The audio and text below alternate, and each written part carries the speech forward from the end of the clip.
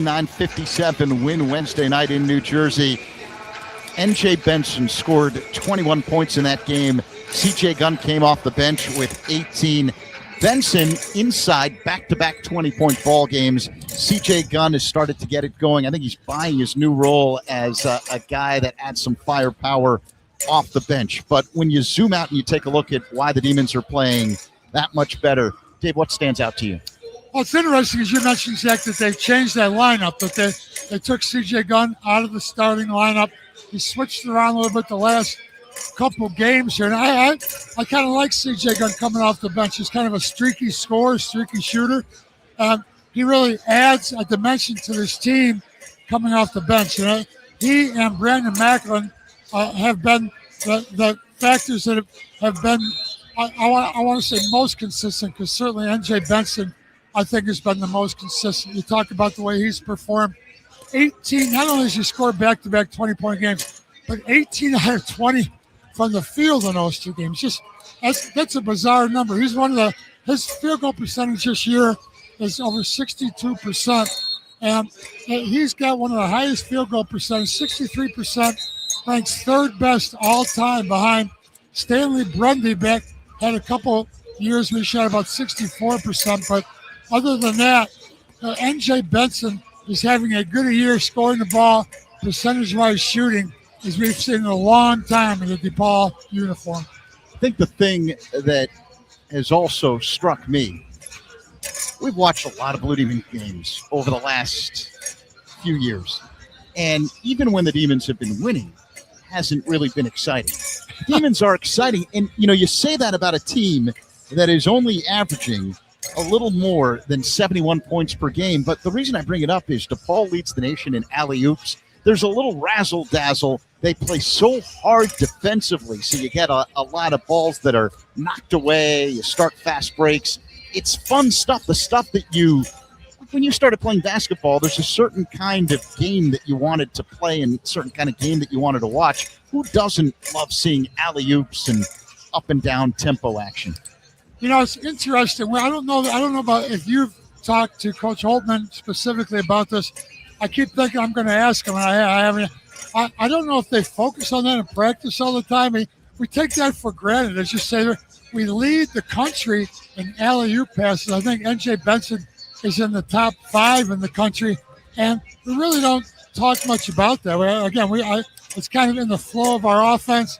It happens throughout the course of the game, and it's something that we're the best in the country at, and I don't know if they really focus on that a lot, or what the timing between N.J. Benson and the point guards, whether it's either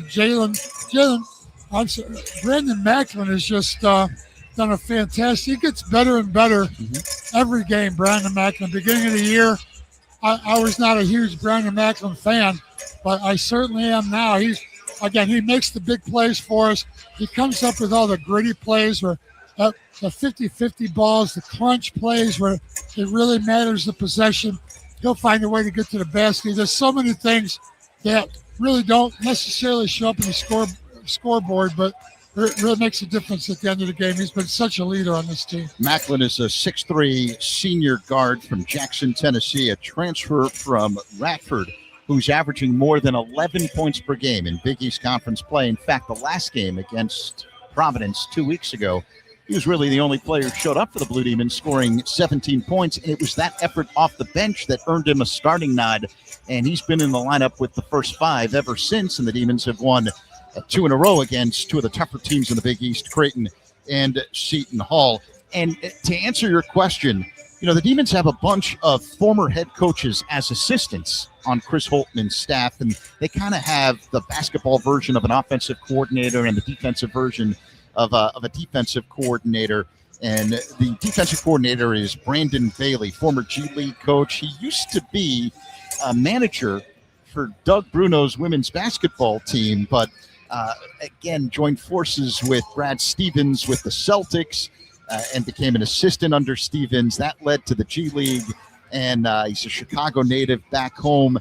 The connection with Stevens is important because if you recall, it was Brad Stevens who hired Chris Holtman as an assistant at Butler And then right after he hired him, just a few months later, he got the job as the head man of the Boston Celtics. Holtman stayed on as an assistant at Butler, eventually ended up getting the head coaching job. He rose to prominence. He got the job at Ohio State, and that's where Brandon Bailey joined forces with Chris Holtman, and that led to them coming to DePaul. So he's the defensive guy. The Demons coming off a terrific defensive effort last time out against Seton Hall. But offense, which is what we were talking about, and former Southern Illinois head coach Brian Mullins, a Chicago native, is kind of the offensive coordinator of the Blue Demons, and I think he's schemed up some of that stuff, especially out of timeouts when the Demons seem to get these wide open alley-oops in the half court. Yeah, you got to give him credit as the man that orchestrates the offensive sets on this team. And again, we really haven't spoken to them directly, but the timing between our guards and our bigs, primarily NJ Benson, but also Fabian Flores sometimes in limited minutes comes off. He's been the beneficiary of some great interior passes. So they have a timing down between them. Anytime, so everybody in basketball now is running screen and rolls with the big guy and the guard coming off the screen and roll going to the basket. DePaul just does it as good or better than anybody in terms of once that big guy, if you come off that screen and roll, whether it's a screen and roll penetration or a direct dribble drive penetration, anytime the defensive big man comes over and tries to help out on that, we are always looking at the weak side behind that play to get it, again, primarily NJ Benson, but anybody on the weak side to the point. We lead the country in doing that. We do it very well. Now, another one of the leaders in the nation in alley-oops, Providence. Yeah, the Friars are an explosive offensive team, number one in Big East play, averaging more than 87 points per game. The bugaboo for Providence has been the defense, where the Friars are last, holding teams to just under 89 points per game, which is a ton. So there's an opportunity here to get some points against Providence, which is something that Blue Demons failed to do in the first matchup in Rhode Island a couple of weeks ago. But again, I don't think that was a basketball issue. For whatever reason, I think it was a lethargy issue. And I don't think that's going to be a problem tonight because of what transpired that night in Providence, where the Blue Demons had it handed to them. And this is a bunch that doesn't forget. The other issue, speaking of lethargy, Providence had some travel issues coming in to Chicago. They were supposed to leave yesterday, and apparently there was something wrong with their charter airplane, and the aircraft was on the tarmac for 6 hours. They couldn't fix it. They had to go back home, and they left at around 11:45 Eastern Providence time today and landed in Chicago at 2 o'clock our time in the afternoon. They bus to the team hotel. They had an opportunity to nap, shower, change, eat, and come to the arena. That messes up your routine. And you know every team is a creature of habit when it comes to the routine. That has to play a role, doesn't it? It certainly will. Again, that's the same type of question. We talk a lot of times about teams that have had a week off. Sometimes the schedule sets up where you have a week off, you miss that midweek game. And then we talk about how you're going to respond to having that week off. Are you rusty from having a week off? Are you playing well because you had some time to rest? Not exactly the same type of situation, but the same thing where sometimes disrupting the flow of doing the same thing. Especially this Providence team is 1-6 on the road in Big East play. Their only victory in Big East play on the road has been over St. John's earlier in the season. So they have no real flow of getting on the road and playing well. So sometimes a situation like this very obviously disrupts what they're doing. Mm-hmm. But I assume they ended up back home last night and got a good night's sleep somewhere in their own beds, got up, left around 12, 1 o'clock today. So it's a little disrupting, but they probably still got a good night's sleep. Now they haven't had a lot of time to feel the stress of this game coming up. These are big games. They've got a schedule ahead of them where they can win some games. We certainly have that type of schedule. There's 3 teams at the top right now of the Big East, and the rest of these teams are all in a dogfight. Either one of them can beat the other one on a given night. So happy to have you with us here from Wintrust Arena on this Saturday night, alongside DePaul great Dave Corzine, Zach Saban with you, our engineer, the Silver Fox, John Carey, helping us blast to the speakers of your radio as well as all of your smart devices, counting down to tip-off between DePaul and Providence. Tonight, Blue Demons check in with a record of 14-12, 6-9 in Big East Conference play. Back-to-back wins over Creighton and Seton Hall. DePaul hasn't won 3 consecutive Big East games since 2022. Repeat, 2022, late February and early March, when the Demons knocked off Georgetown, St. John's, and Marquette in succession. So they're looking to do something that they haven't done since Chris Holtman became the head coach at DePaul last season. And the other thing that you look at with Providence, because we spent so much time talking about the energy level, you know, when it comes to the Friars on the floor, they've had issues since we last saw them. A loss at Seton Hall, and then they lost at St. John's. They haven't played in a week. They lost a week ago tonight to St. John's by 10 points in Rhode Island. That game got ugly, though. It featured a brawl after a flagrant foul by Providence forward Duncan Powell on St. John's star Bryce Hopkins, the former Providence star. And Powell was one of 6 players ejected from the game. And tonight he is serving the first game of a 3-game suspension. It's been a disappointing year in Providence. The Friars were picked to finish 4th in the Big East preseason coaches poll, but Providence is 11-15 overall, just 4-11 in Big East Conference play. They've been bit by misfortune in this game, in this season. They've had a number of key injuries throughout the year, on and off. They've lost 3 games in overtime. They won 1 overtime game in double overtime over Butler, but they've lost 3 overtime games in Big East play alone, and 4 other games by 6 points or less. So 7 of those 11 or 10 Big East losses came with either in overtime or them being within 6 points. So along with close losses and some key injuries and obviously a little bit of disruption in their last game against St. John's and now travel plans, this has been kind of a snake-bit year for them, but they're still playing hard. They have so much talent on this team, so much offensive firepower, but as we saw at Providence, they're certainly capable of winning any night of the year. A dynamic backcourt, that's what they feature. And they have a guy coming off the bench by the name of Jason Edwards, a 6'1" graduate transfer from Vanderbilt, who is number 2 in the Big East in scoring, averaging 17-plus points per game. He had 25 points off the bench against the Blue Demons 2 weeks ago. He missed the last game against St. John's with a foot injury, but, you know, I'm looking at the floor, and there he is on the far sideline wearing the pink shoes. You cannot miss him tonight, and he's warming up, so the expectation is that he's going to play. Jalen Sellers is the other big scorer on the team. He's number 4 in the Big East in points per game, averaging just a tick below Edwards at 17-plus points per game, a transfer from Central Florida who had 21 against the Blue Demons 2 weeks ago. And the game before that, he had a career-high 36 against Butler in double overtime. And those 2 guys by themselves, a big reason why Providence leads the Big East in scoring, averaging nearly 90 points per game. There's a third guy in that backcourt by the name of Stefan Vox, a freshman from Estonia, who's 9th in the Big East in scoring. He averages about 16 points per game, and he's lights out from 3. Yeah, well, what's interesting, this team has 2 very good freshmen. Jameer Jones, the freshman out of Sarasota, Florida, 6'6" forward, averaging 14.2 points a game in conference play. And then you talked about Vax averaging 17.4 in conference play. It's interesting, though, those guys are both freshmen. Normally, in years past, you think you got a couple freshmen that are that great, the future looks bright. Nowadays, it's year to year, so you better win.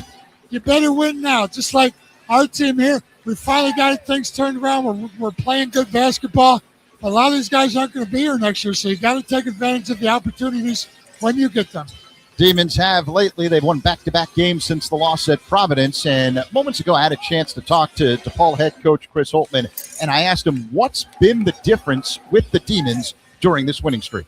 You know, I think it's a couple things is, we've just been able to, I think, coming back off of that particular game, we had great practices, and we had some tension-filled practices. And sometimes you need that. You need to air things out. You need to work through things together as a group. I think we did that.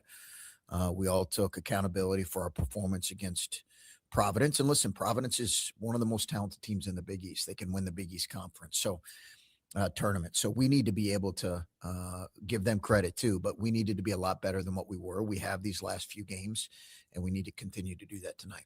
Behind the scenes, when you're playing well and you're winning and there's a lot of positivity around the program, in practice, do you get more from your guys? Do you push them even harder because they can see what they can do?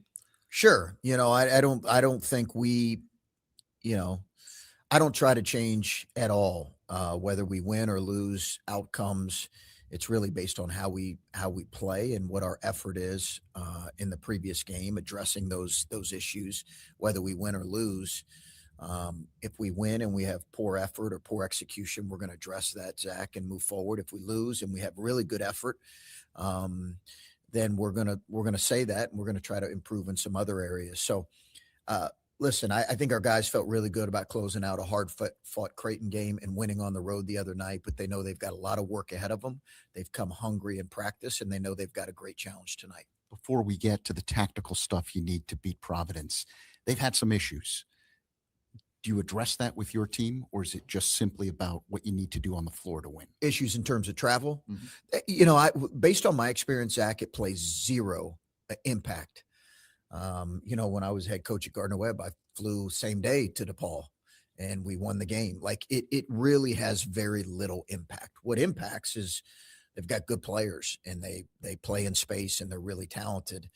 That's what impacts. So I addressed it briefly with our guys, said, hey, this has zero impact on how they're going to play. They're going to be their very best tonight. We need to be our very best and get ready for a 40-minute game. Tactically, what do you have to do to win the game? We've obviously got to guard them a lot better. We've got to do a lot of things a lot better. They're the number one scoring team in the league. They spread you out, and they have great shooting and scoring. So they put a premium on space. They've got really dynamic guards. They've got a big who's one of the best young players in the Big East, and he's a great two-way player. So listen, they've got really good, talented players.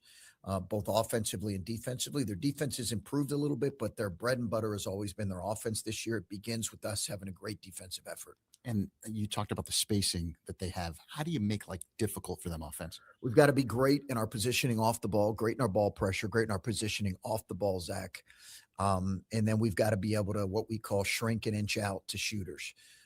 Consistently shrink and inching out. We've got to be really disciplined with that for 40 minutes.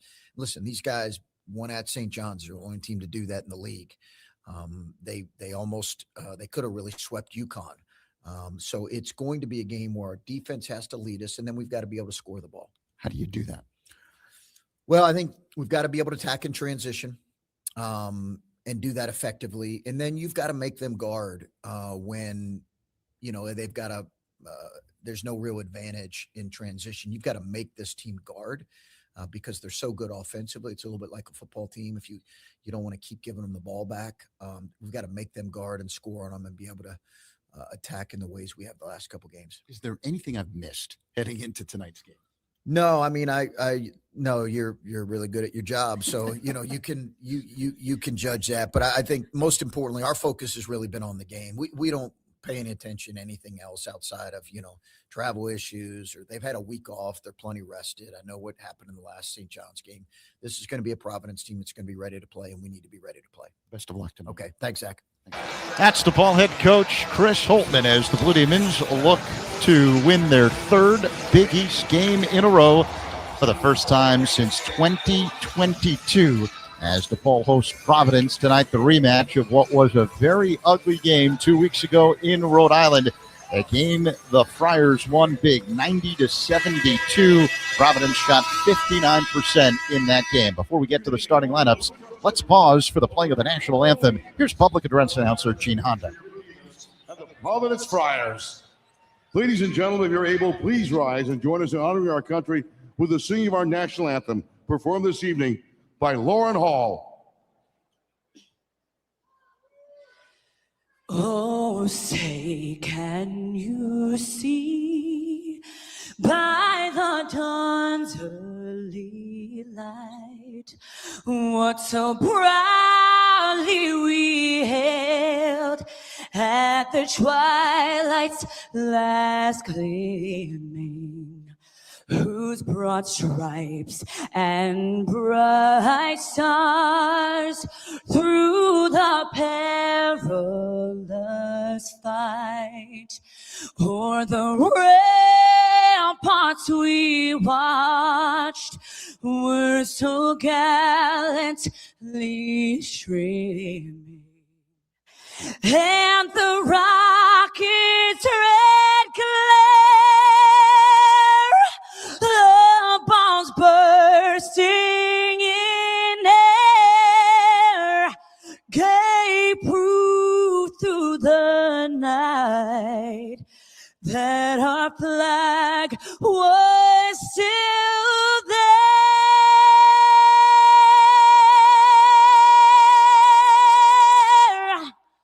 Oh, say, does that star-spangled banner yet wave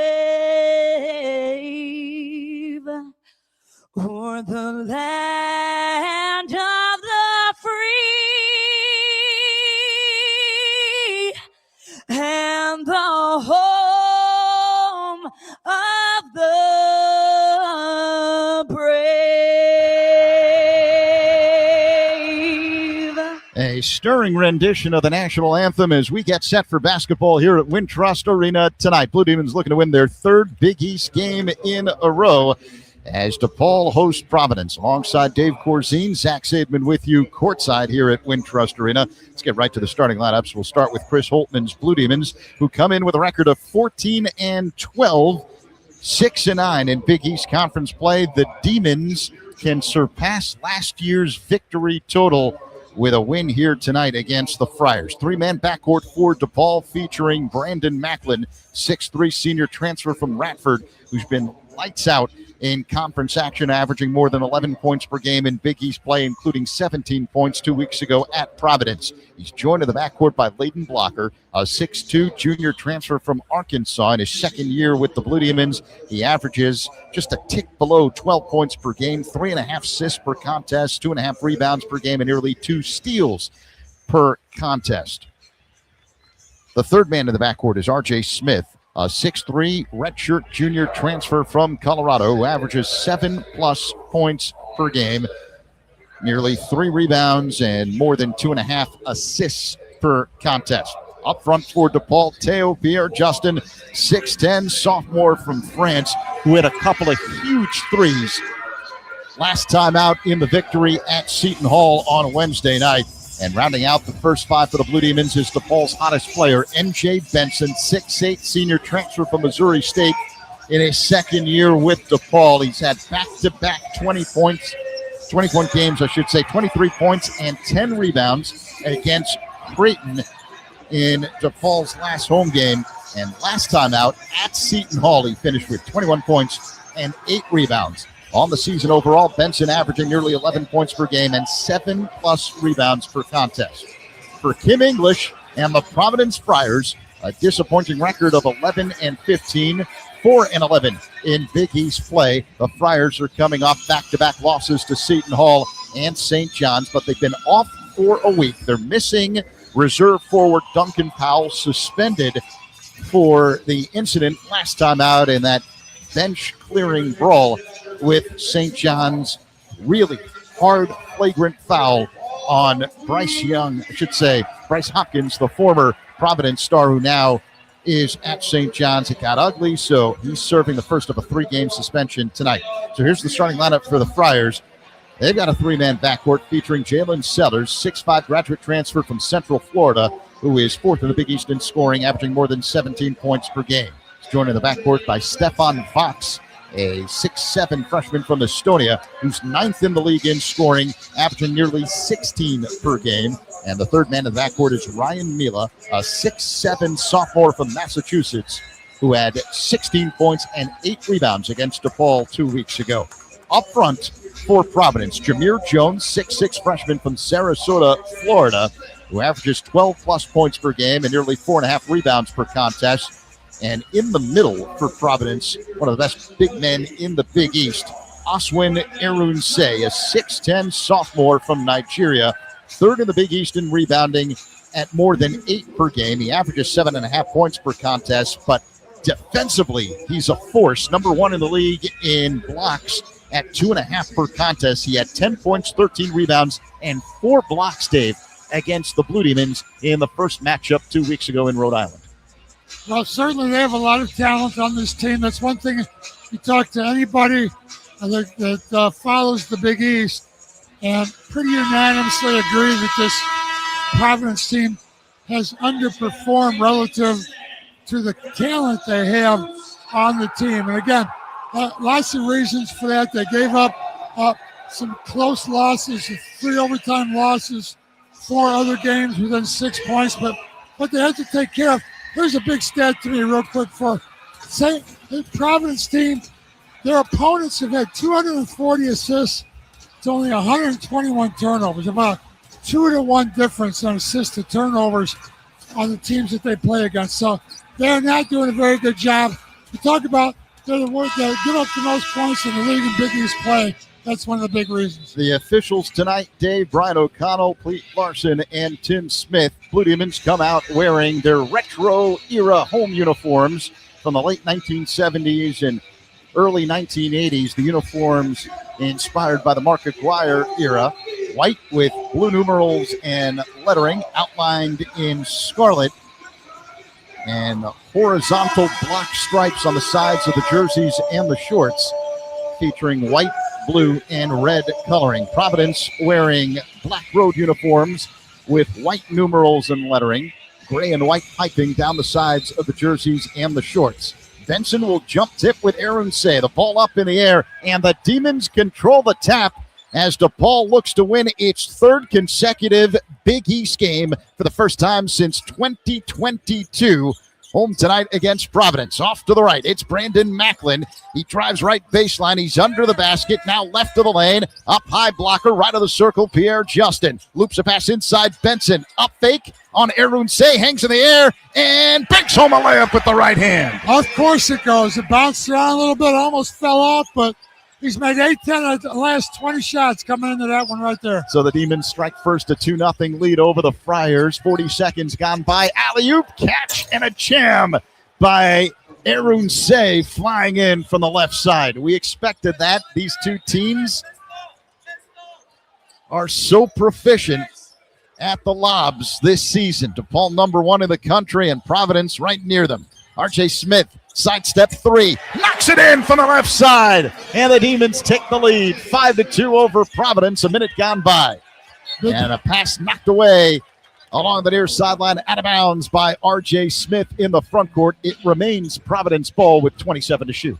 R.J. coming off an 0-for-5 game against Seton Hall, so good to see him knock down one. Erunse has it at the head of the key. Demons playing half-court man-to-man.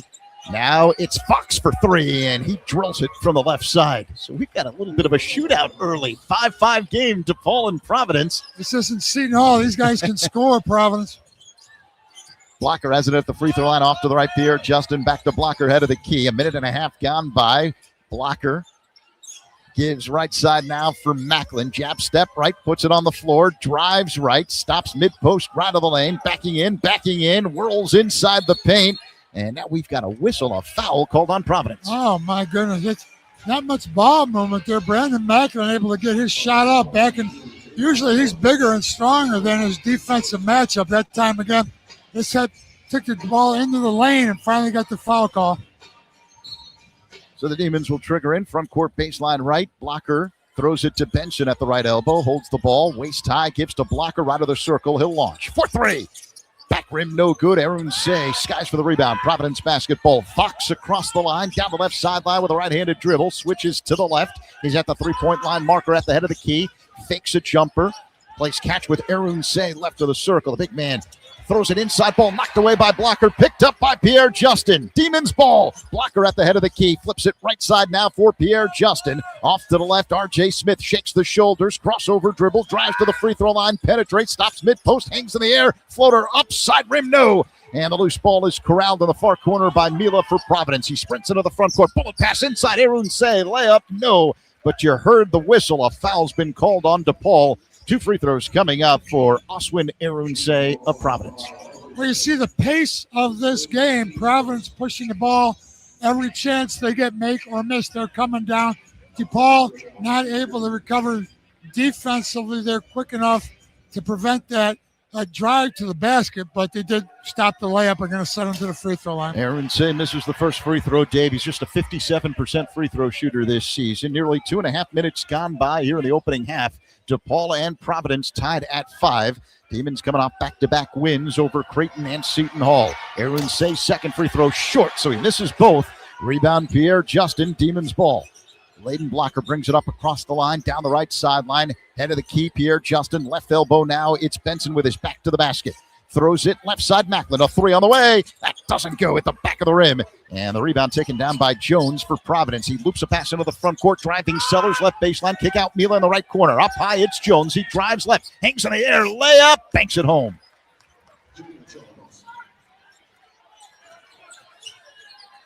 So it is a 7-5 lead for Providence over DePaul.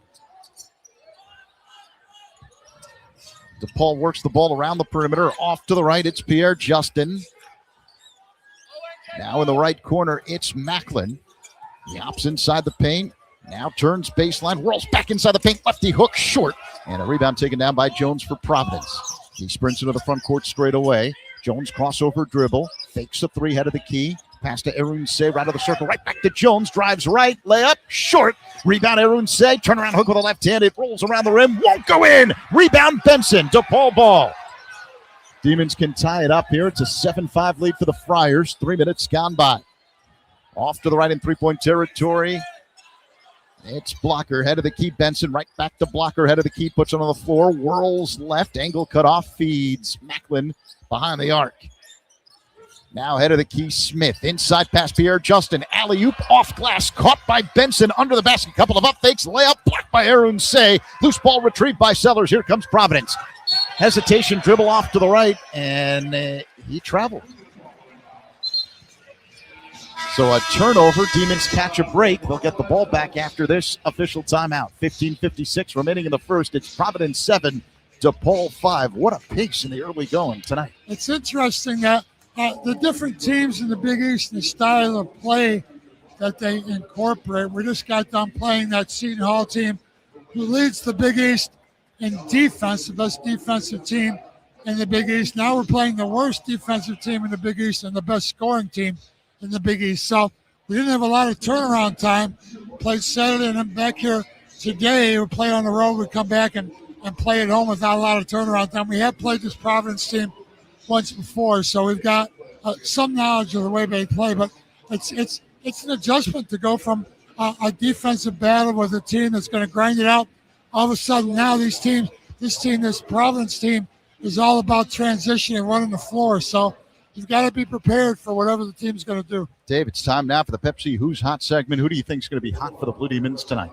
Can I not go with N.J. Benson? The guy's 18 out of the last 20. I don't know that I've ever picked him because I'm looking for somebody to get hot. N.J. Benson, not a big shooter necessarily, but he's so efficient. He gets so many good looks.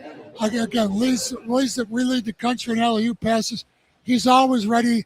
I think he's going to have another big game today. I'm going to go with N.J. Benson being hot. Yeah, Benson has had back-to-back 20-point ball games. Pepsi Zero Sugar. It's bold, refreshing, and made for moments like this because game day deserves Pepsi. So Providence hasn't played in a week. You would think that would give the Friars the advantage in an up-tempo game. But remember, travel issues coming into Chicago from Rhode Island for these Friars. They were supposed to come in yesterday. Some mechanical issues with the plane. They were on the tarmac at the airport in Providence for 6 hours before they had to deplane, go back home, and reconvene today. And they flew out around 10:45 our time. to Chicago, landed here about 2 o'clock in the afternoon. Bus trip, and you're always dealing with traffic in Chicago, for Pete's sake, right? Like, so they get to the downtown hotel here in the South Loop, and they stay there, probably have some food, a little team meeting, and then they come to Wintrust Arena, and it's showtime. These guys play basketball their whole life, so do they need, what kind of prep do they need to come out and play basketball? Again, bad travel schedule. If it were us, we'd be complaining about the way things went, but ultimately they got a good night's sleep on their own beds last night. They flew out today. They had time to rest a little bit at home. In your interview with Coach Holden before the game today, he talked about it being a non-factor. And again, just as I said earlier, just as having some time off sometimes affects you positively, sometimes negatively. Same thing in today's game, I think, for Providence. We'll see if that has any real impact on this game one way or the other. All right, it'll be DePaul ball coming out of the timeout. The Demons on a scoring drought of 3+ minutes, but they can tie or take the lead on this possession. 4 minutes gone by. Providence 7, DePaul 5. Blocker has a three-point range to the left, uses a screen, spins right of the circle. Now head of the key, Pierre. Justin, ball knocked away, picks it up on the big DePaul logo at center court. Off to the left, it's Macklin between the legs with the dribble. Now he drives, stops mid-post left of the lane, and loses the basketball. It rolls out of bounds along the baseline. Turnover, DePaul out of the timeout. He got bumped by Ryan Mila there, kind of knocked him off balance, lost control of the ball. 15:36 to go, first half. Providence 7, DePaul 5. Friars with the ball. Arun Say, the big man ahead of the key, holds the ball over his head. Fox off to the right, working on Macklin. Drives baseline, angle cut off. Back to Arun Say, three-point range to the right. Couple of dribbles with the left hand. Now gives the ball to Sellers off to the right. Roams baseline. Angle cut off by Benson. Good defense by the Demons. Mila right of the circle. Jab step left. Drives right. Hangs in the air. Layup short. Everyone say one-handed rebound. And the turnaround putback with the left hand goes down. Murnsay had the mismatch on the block there. On block posted up with Brandon Macklin on the switch. Size advantage to Murnsay. 5 minutes gone by, 9-5 the score. Providence with the lead. Demons on a scoring drought of nearly 4 minutes. Benson at the left elbow, gives left wing behind the arc. Macklin, crossover dribble at the free throw line, hops up in the paint, drives right, couple of up fakes, spins on Arun Say, layup short. Arun Say altered that shot. Here comes Providence. Fox across the line, down the left sideline with a right-handed dribble. Behind the back, uses a screen, spins left, stops the dribble, gives to Mila ahead of the key. Off to the right behind the arc, it's Sellers, checked by Macklin. Now near the midcourt stripe, straight away, it's Fox. He puts it on the floor between the legs with the dribble. Jason Edwards now has it head of the key. Loops a pass left wing. Fox, three on the way. It goes down. Wow, excellent pretty play. well defended. Excellent play by Fox with a hand in the face as Providence leads 12-5 over DePaul. About 14 minutes to go here in the first half. Locker's got it left corner. Up high, R.J. Smith. Off to the right, Macklin behind the arc. Uses a Benson screen. Rolls to the corner. Now penetrates right baseline. Working on Mila. Inside the paint. Shot blocked. Macklin picks it up, and they call a travel violation on the Demons. Brandon Macklin has been such a key player for this Demon team this year. Right now, forcing the ball. There's not much ball movement. When Brandon Macklin gets the ball, he's looking to create offense for himself by just overpowering the defender. It's been effective, but so far tonight, not so much. Demons on a scoring drought of 5+ minutes. During that time, Providence has got on a 10-0 run. Friars 12, Demons 5, 13:52 to go first half. Providence with the ball. Edwards, lethal scorer, has it near the midcourt stripe off to the left. Now Fox on the big DePaul logo at center court. Cole Hargrove off to the right, feet Sellers out of the key. He's driving on blocker, loses the ball. It rolls out of bounds. Who touched it last? They say it's off of Sellers. Excellent defense by blocker. DePaul ball. Yeah, good job by Blue Demons not allowing any space to try to force something there. Providence tries to force something. Sellers down the lane.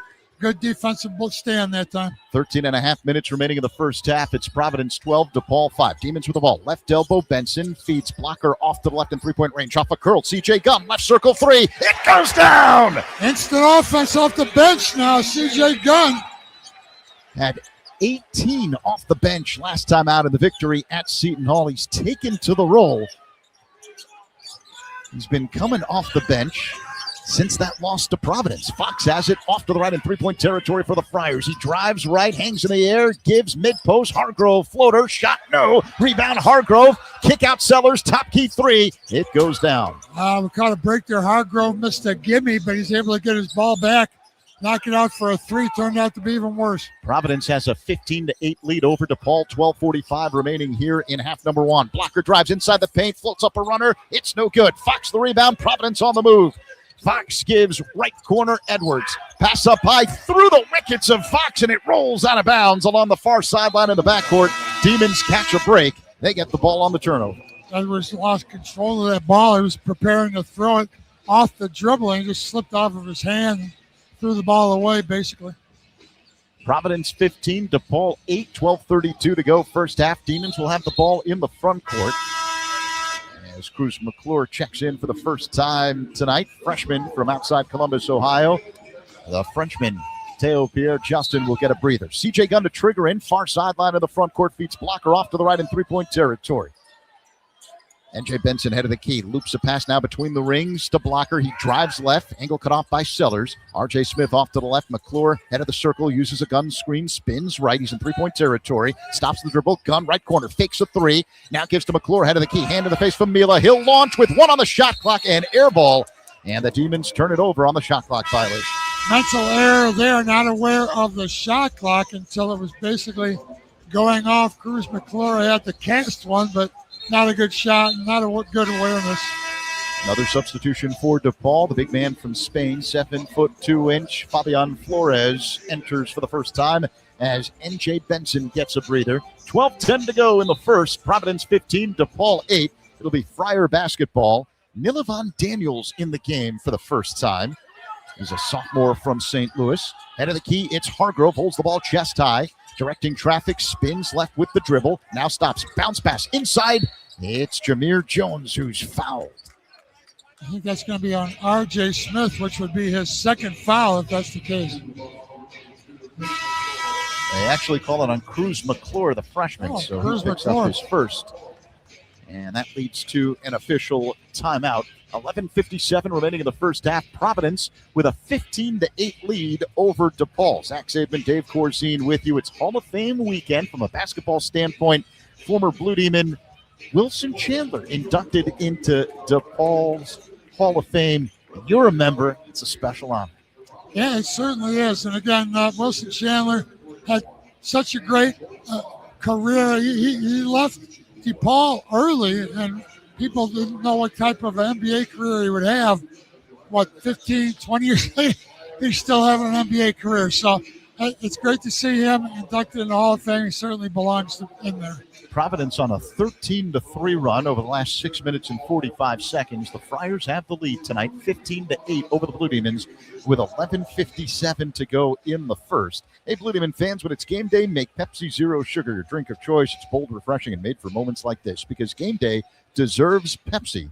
Proud partner of DePaul Athletics. We expected it to be an up-and-down pace. That's exactly what it's been, and Providence showing no ill effects from the travel issues prior to the game. They're doing what they always do, and the one thing in talking to Chris Holtman prior to tonight's ball game, he didn't think the travel issues would be a big deal, and he pointed out a number of examples. When he was the head coach at Gardner-Webb, a really small school, they flew to Rosemont day of and beat the Blue Demons at Allstate Arena back in the day. Holtman eventually went on to become the head coach at Butler, then Ohio State, before coming to DePaul and taking over this Blue Demons program. And DePaul looking good, a 14-12 record this year, 6-9 in Big East play, but they're struggling with the pace tonight from an offensive standpoint. Well, it'd be surprising if they had the same amount of difficulty throughout the course of this game that they've had so far in the first 8 minutes, and obviously in the prior game against Providence, in Providence, where we gave up 90 points to this Providence team. And again, Providence does it. They've scored 11 times this year. They've scored over 90 points in the game, and they're averaging just under 87 points. We talk about the problem for Providence is on the defensive end, where they give up 88 points a game. So, again, I mentioned defensively earlier, they've allowed opponents to get 240 assists with only 121 turnovers. So, defensively, their pressure has not helped them at all or really derailed much of their opponent's offense. We had difficulty scoring against a team like Seton Hall, who also has difficulty scoring. It's a different kind of game than it is against this Providence team who's always looking to push the pace and look for shots. 11:57 to go, first half. Providence 15, DePaul 8. 5 on the floor for the Blue Demons coming out of the timeout. A backcourt of Smith, McClure, Macklin, and Gunn. And the only big man on the floor is 7'2" Fabian Flores. Jameer Jones at the line to shoot 2 for the Friars. 6'6" freshman from Sarasota, Florida. He was fouled by Cruz McClure on a driving runner attempt. The first free throw rims out. Jones on the year is 68% free throw shooter.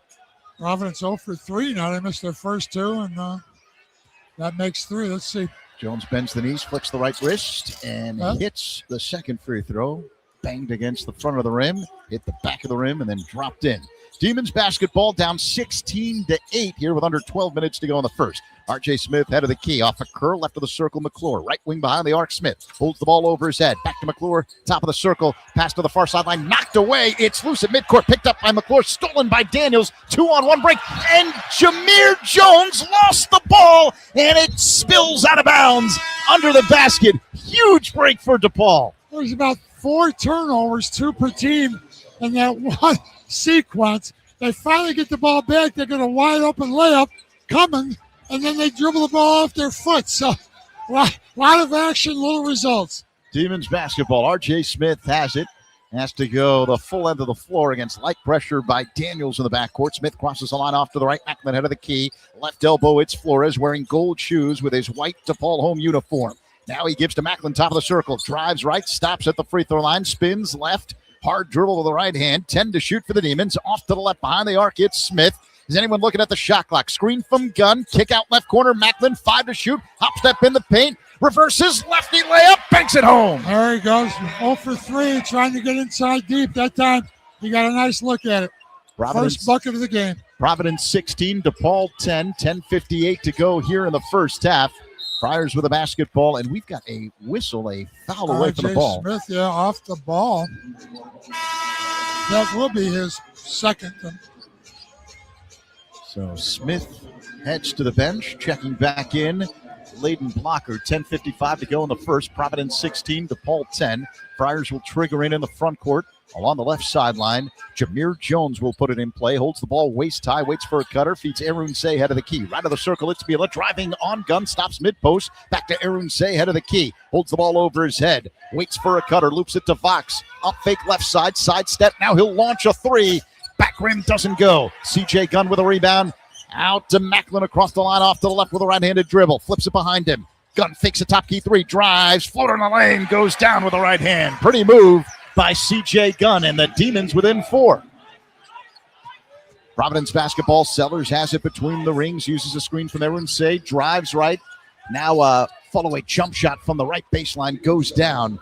Pretty move by Jalen Sellers. It's Providence 18, DePaul 12, coming up on 10 minutes to go in the first.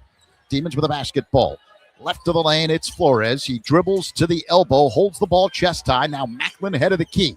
Uses a screen from Flores, crossover dribble, drives right, angles toward the corner, 10 to shoot for DePaul, stops the dribble, feeds C.J. Gunn, right wing behind the arc, he'll launch, deep 3, back rim no, rebound Macklin for DePaul. Head of the key, it's McClure. Now off to the left behind the arc, Layden Blocker shakes the shoulder, drives inside the paint, bounce pass right corner, it's Macklin, and we've got a whistle on the Friars. I didn't see what they call that foul on. Arun Say, the big man, right. yeah. First foul. 9:40 remaining here in the first half. Non-shooting foul. Providence 18, DePaul 12. And the Demons will trigger in. Front court baseline right. Blocker holds the ball chest high. Now in the right corner, it's Gunn. Floater from the right baseline doesn't go. And Providence comes up with a rebound. Mila's got it across the line, left to right. Hesitation dribble. Spins inside the paint. Alley-oop. Too strong off the hands of Jones. Out of bounds. Under the basket. DePaul ball. Talking about the alley-oop, DePaul leading the nation, and Providence, I think, is 5th in the nation. 2 of the best teams in the country at sitting there, finding a big guy behind the ball. Demons basketball. Flores head of the key. Holds the ball with one hand by his right hip. Gives to Macklin right of the circle. Macklin shakes the shoulders. He drives right. He's along the baseline, right of the lane, backing in on Mila. Up fake, whirls inside the paint, and floats home a runner with a left hand, banking it in off the glass. Demons down by 4, 18-14 the score. Providence with the lead. 9 minutes to go. Inside the paint, Sellers. Runner with the left hand, back rim, bounces high in the air and drops in. Demons now the other way. McClure off to the left. In the corner, Gunn fakes a three. Drives inside the paint. Stops at the free throw line. Loops a pass right on the lane. Flores backs in. Turns baseline. Couple of up fakes. Hook shot. Right hand. It goes down. A Dave Corzine-like move from Fabian Flores. And the Demons within 4. Providence 20. DePaul 16. 8:34 to go. Sellers left side three. That's good. That's 10 points for Sellers. 8:26 remaining here in half number 1. Providence 23, DePaul 16. Leighton Blocker with the basketball off to the right. He feeds Flores behind the arc on the right side. McClure head of the key. Off to the right. CJ Gunn for three. Back rim, no. Oh, put back slam. Left hand, right side. Fabian Flores. An early impact from the reserve big man. Mila's got it for Providence, straight down the lane, going right at Flores. Layup, too strong. Rebound, Macklin. Here come the Demons. Across the line, Macklin with a left-handed dribble. Bounce pass inside, Gunn, up fake, and he's fouled by Arun Say. CJ Gunn will go to the line and shoot two. And the back-and-forth action has excited the crowd here at Wintrust Arena. Timeout, 7:49 to go in the first. Providence 23, DePaul 18. You're right with the back-and-forth action, Zach. We're trying to pick the pace up. We've got Coach Holtman encouraging them to run the floor every time we get possession of the ball. So we are not afraid to run with this Providence team. Right now, Providence up 23-18, but they are capable of putting a lot of points on the board. So we're going to have to find ways to match that. And early offense is a good way to get some high percentage shots in transition. You look for shots before that half-court defense is set up. Rush is proud to be the official health system and healthcare provider of DePaul Athletics, driven by discovery, innovation, and a deep responsibility for the health of our communities. Rush is a national leader in outstanding patient care, education, research, community partnerships, and empowering a new generation of healthcare providers. Visit rush.edu for more information and to find a location near you. Back and forth basketball here at Wintrust Arena tonight. Providence with a 23-18 lead over DePaul. 7:49 to go in the first.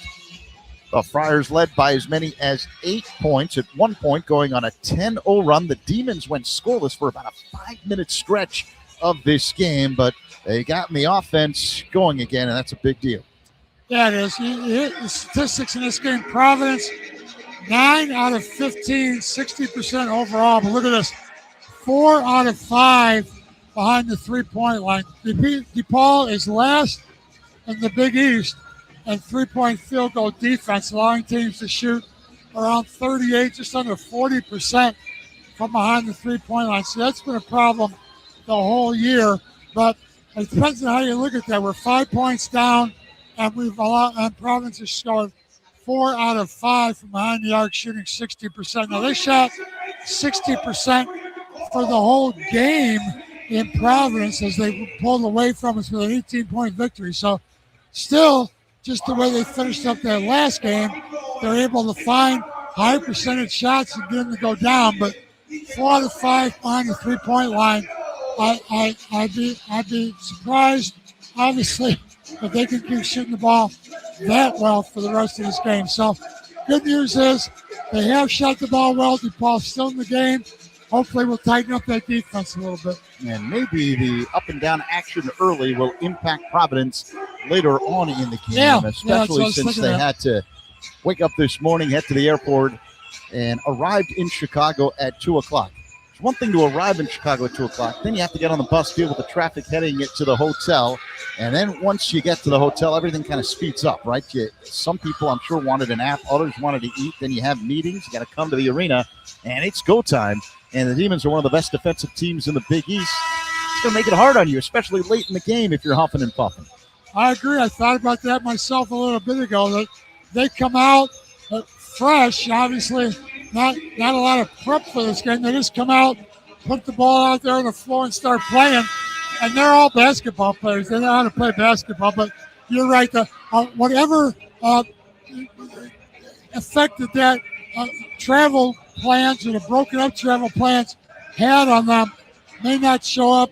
Hopefully, the second half. And sooner or later, I'd like to see these guys tire out a little bit. CJ Gunn at the line to shoot 2 for DePaul. Gunn, an excellent free throw shooter, puts up the first and puts it in. 23-19 the score. Providence on top of DePaul. 7:49 remaining. First half. Gunn on the year, a 75% free throw shooter. Coming off an 18.7 rebound performance at Seton Hall. The next free throw also good. So the Demons within 3. Providence 23, DePaul 20. 7:47 remaining in the first half. Jalen Sellers left to right across the line for Providence. Checked by blocker, uses a screen. He spins left. Crossover dribble, feeds Fox head of the key. Uses a screen, bounces left. Now in the corner, Sellers. Aggressively defended by blocker, backing him in. Turns baseline, double team comes from Benson. Up high, Edwards for 3. Back rim doesn't go. Rebound. Pateris Pinnis, and he throws it up high. Edwards knocks down a 3. That's the danger of offensive rebounds. You don't want to give a team 2 tries. 26-20, the Providence lead, approaching 7 minutes to go in the first. Demons with a basketball, right of the circle, Gun, head of the key, the freshman McClure, being checked by Edwards. Alley-oop catch, jam, flying in from the right baseline, MJ Benson. You knew it was only a matter of time, Dave, and the Demons strike with the lob. The freshman Cruz McClure gets one in there. Sellers drives left, right at Benson. Layup too strong. Fight for the rebound. Sellers has it right of the lane. Lost the ball. Knocked away. And the Demons pick it up. Here's McClure across the line off to the right. Bounce pass inside. Macklin lost control. Picks it up right of the lane. Working on Benson. Bounce pass. Jam. Macklin spun out of a double team and found a wide open Benson cutting in from the left side. Those are some high percentage shots MJ's getting. Providence works the ball around the perimeter. Edwards off to the right in three-point territory. Checked by Macklin. Backs it out near the midcourt stripe. Edwards now zigzagging alley-oop. And there's a layup for Jameer Jones flying in from the left side. Really athletic play by Jameer. Blocker fires up a 3. The high archer won't go left of the circle. Rebound Benson. Fresh 20 for the Blue Demons. Blocker has it off to the left. Behind the back with the dribble. Drives inside the paint. Couple of up fakes. Whirls. Runner. Shot blocked. And we've got a foul on the rebound attempt. It's on DePaul. Leighton Blocker picks up that frustration foul. He had a couple looks at the basket, looking to put a couple points on the board. Missed the shot. And again, you see that so often that you want to make up for that mistake immediately by getting the ball back, and you pick up that defensive foul on top of missing the bucket. 5:52 to go, half number 1. Providence 28, DePaul 24. McClure sits. Back in the game, Teo Pierre Justin. Providence basketball. Ryan Mila will bring it up left to right across the line. Mila directing traffic with the right hand, yo-yos with the left, switches hands on the dribble. He's across the line, between the rings, checked by Pierre Justin. Mila between the legs with the dribble, flips it now left side for Edwards. He throws up a wild runner from the baseline and banks it home high off the glass. So Coach Holtman not happy with the ease that Providence is scoring with. Friars 30, Demons 24, 5:24 to go first half. DePaul with the ball, off to the left three-point range blocker, checked by Edwards. Head of the key now, Gun, hop step in the paint, double team, spins left, and they call a travel violation on CJ. Yep, dragged his foot a little bit there. Had nobody to bail out. To get a bailout pass too, is trying to regain his balance and drug his pivot for a little bit, picks up that travel call.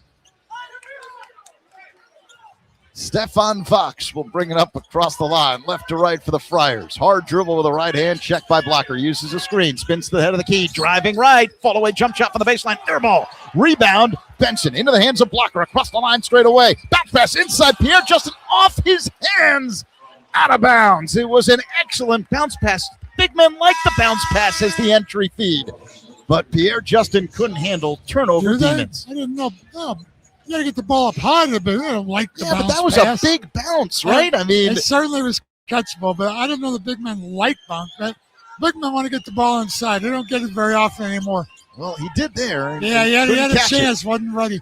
All right, so Providence ball. Edwards has it. Left elbow jumper. Doesn't go. One-handed rebound for Cole Hargrove, and he's fouled on the play. He had Layden Blocker trying to keep Hargrove off the board. A big size difference there. Cole Hargrove, the senior, 6'8", 245, matching up against Layden Blocker, 6'2", 195, and Layden Blocker lost.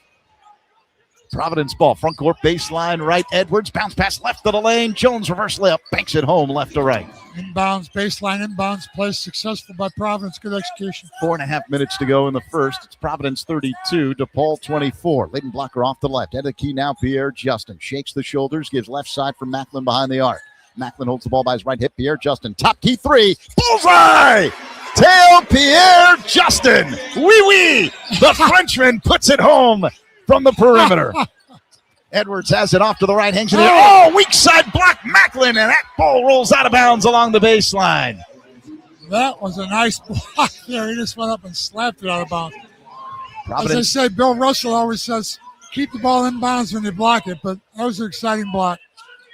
Providence ball. Hargrove has it right corner. Now right wing behind the arc. It's Sellers. Swiping at the ball. Macklin now sidestep three. Way off. Rebound. Mila left of the lane. Layup. He missed the bunny. DePaul with the rebound. Benson's got it into the hands of Macklin. Across the line. Down the left sideline with a right-handed dribble. Shakes the shoulder. Spins to the top of the key. Being hounded by Edwards. Now it's Benson, top of the circle. Off to the right. R.J. Smith, hesitation, dribble. Spins to the free throw line. Inside the paint. Up fake. Jumper up. Side rim, no. Rebound, Mila. Providence on the move. Left to right across the line comes Sellers. Down the left sideline. Mila ahead of the key. Off to the right, Edwards. Checked by Smith. He backs it out near the midcourt stripe.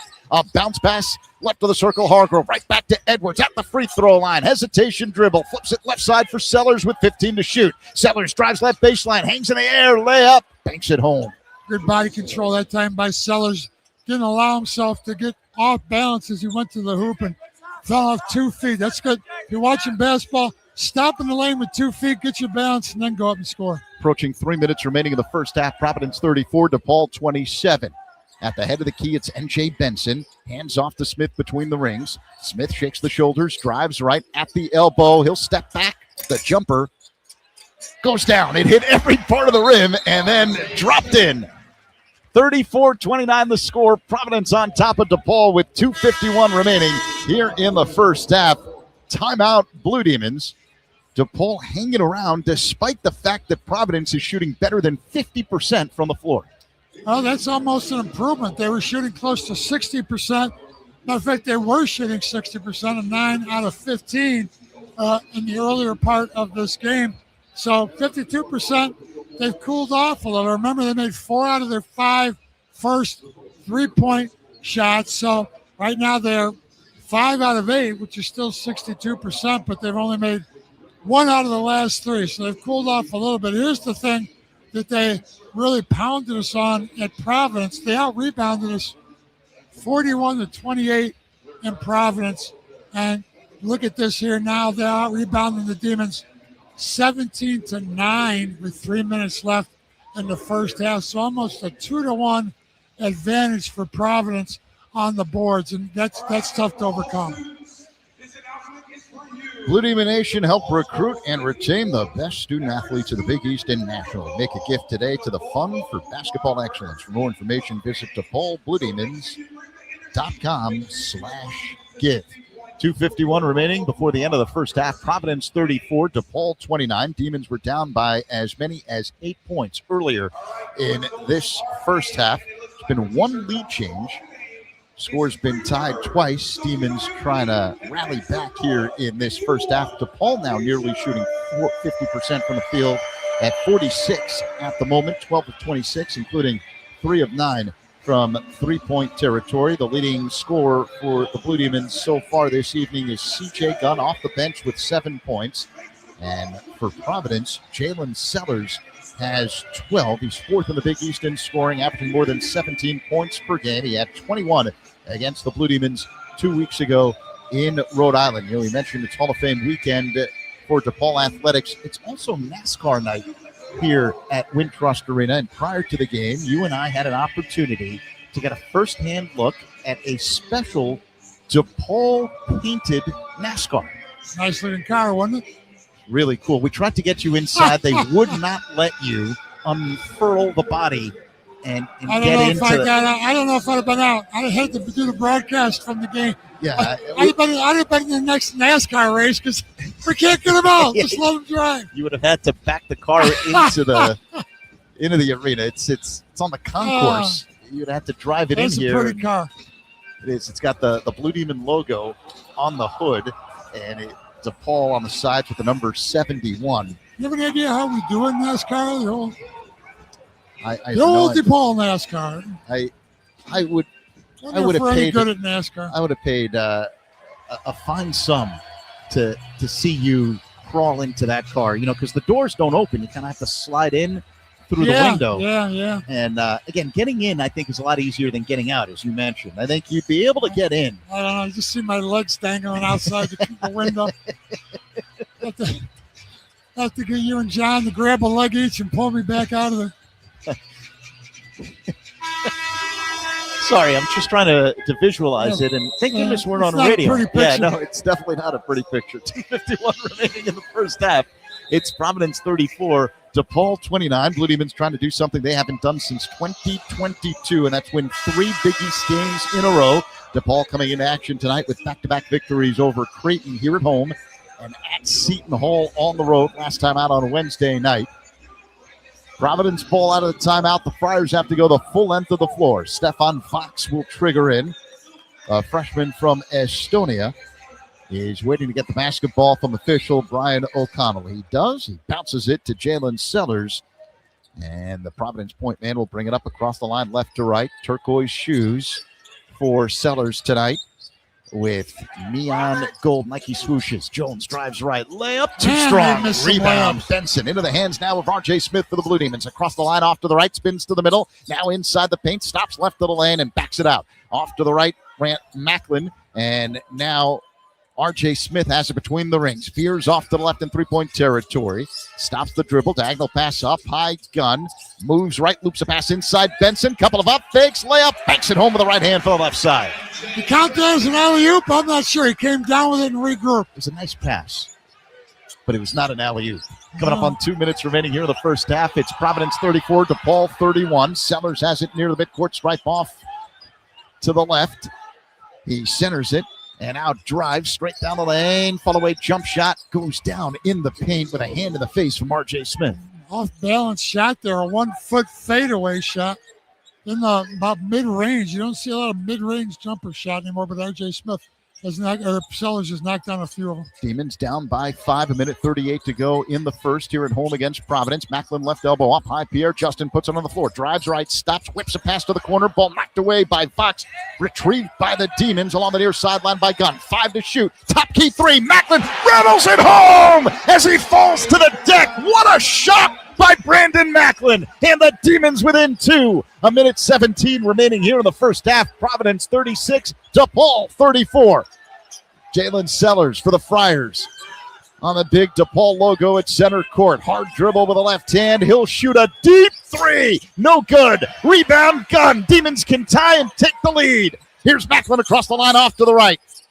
Hard dribble with the left hand. Gun's got it between the rings. Off to the right, Pierre Justin. Bounce pass in the corner. Benson's got it. Backing in. Mid-post, right of the lane. Whirls inside the plate. Now turns baseline. Couple of up fakes. Hangs in the air. Layup. No, but he got fouled on the play. N.J. Benson will go to the line and shoot 2. He went right at Cole Hargrove. There's so much contact there. Both Brandon Macklin and N.J. Benson, they get the ball down low. They pound the ball and back guys in. They're bigger and stronger. If you're not going to double team and try to take the ball out of their hands, sooner or later there's going to be a whistle with the body contact. It's such a tough job for the defenders to defend that without fouling. Benson has struggled at the free throw line. Here comes the first. It's short on the year. NJ just a 51% free throw shooter. 41.7 seconds remaining in the first half. Providence 36, DePaul 34. Substitution for DePaul. R.J. Smith sits. The freshman Cruz McClure back in the game. One more free throw for N.J. Benson. He's got 8 points, 5 rebounds so far in this first half. Benson, a right-handed shooter. Bends the knees, snaps the right wrist, and misses the free throw, but we got a whistle. Another lane violation on Providence. Unbelievable. He has a knack I think there's a connection between his lack of free throw shooting ability and all the lane violations. He's got a little bit of a delay right before he lets it go. He knocks down the third attempt, and the Demons within one. It's Providence 36, DePaul 35, 38.4 seconds remaining here in half number one. Sellers off to the left for the Friars, uses a screen, and gives to Edwards near the midcourt stripe straight away. Right of the circle, Hargrove, bounce pass right back to Edwards, drives left, scoop layup, banks it home. Old-fashioned give and go there off the high post. Providence 38, DePaul 35. Shot clock off, 19 seconds remaining here in the first half. Demons will hold for the final shot. Brandon Macklin has it off to the right, uses a Pierre Justin screen. Now gives to Pierre Justin along the right side. McClure right corner and an entry pass to Benson, but we've got a foul on the play. It's been called on Providence. Hargrove picks up that foul. That's the 15th foul, so they won't be shooting free throws. They're going to have the ball out underneath the basket with 7.9 seconds to go here in a half. Brandon Macklin will put it in play along the right baseline in the front court. Again, 7.9 seconds, as Dave mentioned. Demons are down by 3. Macklin holds the ball chest high, waits for a cutter. Demons are lethal with the alley-oops on these plays. Gives right corner, gun. Drives baseline, fall away, jump shot on the way. No good. Fight for the rebound. Hargrove has it into the hands of Jones. Quarter court heave doesn't go. It hit the glass. And the first half ends with the Demons down by 3. Providence 38, DePaul 35. Halftime at Wintrust Arena.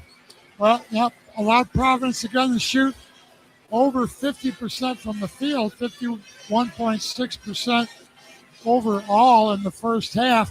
5 out of 9 3-pointers, and remember, they 4 out of 5. So Demons kind of shut them down from the perimeter, made some adjustments, but still down by 3 here at the half.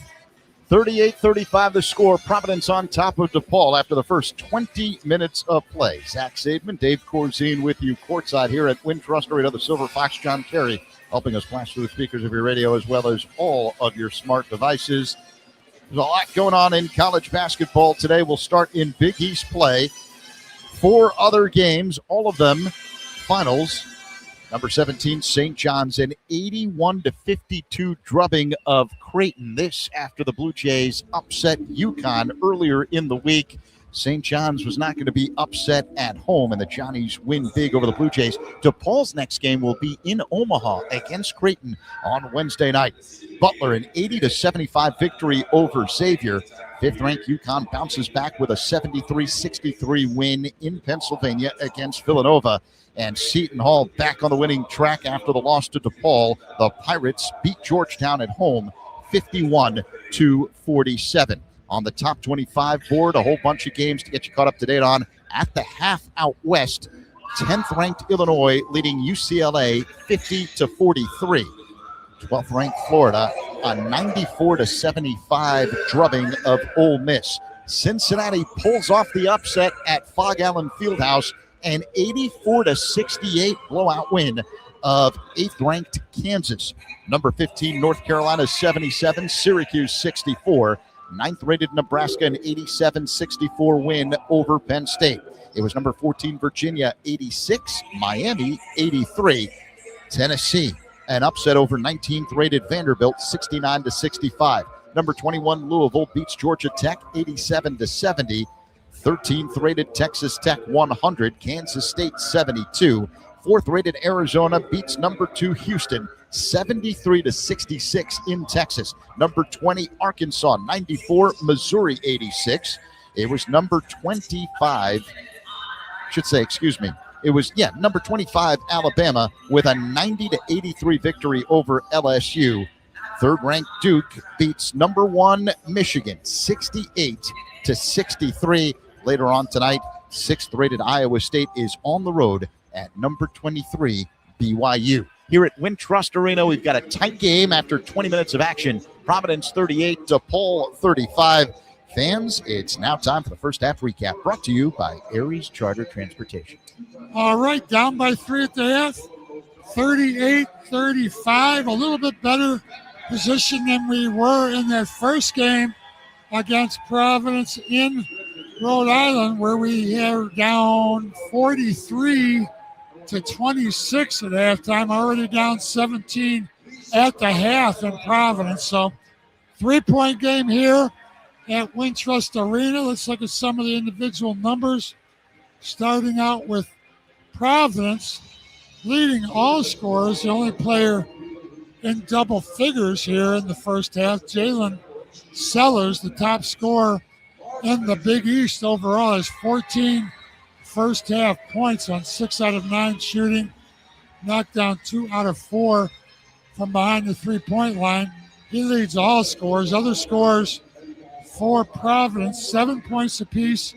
Jason Edwards off the bench, again, averaging 17 points a game in Big East play, but he comes off the bench for this Providence team. He has 7 at the half. Jameer Jones has 7 points here at the half, and Stefan Vax with 6 points. Osman Iramunse with 4, and that rounds out the scoring. 5 players on this Providence team have done all the scoring of 38 points. Ryan Mila, the other starter, 0 for 3 from the field, didn't score, and nobody else got on the board for the Providence Flyers. So DePaul, 35 points. NJ Benson, 4 out of 5 again from the field. Remember, he's made 18 out of his last 20 shots coming into today's action. He had 9 points at the half, knocked down 1 free throw. So he has 9 points to lead.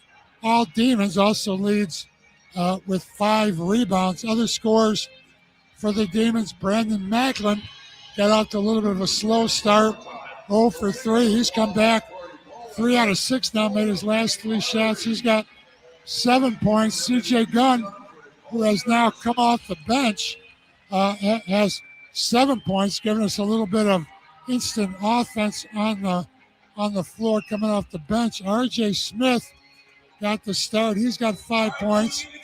And Theo Pierre Justin, the other starting forward, knocked down his only shot, was a 3-pointer. He made that shot, so he has 3 points at the half.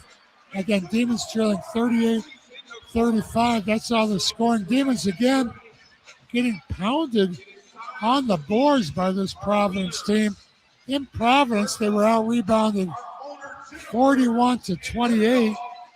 Again, in today's game, they are out-rebounding this DePaul team 18-11. So that's been a problem for the Blue Demons in both games against Providence here, keeping them off of the board. So hopefully we'll do a better job of that in the second half.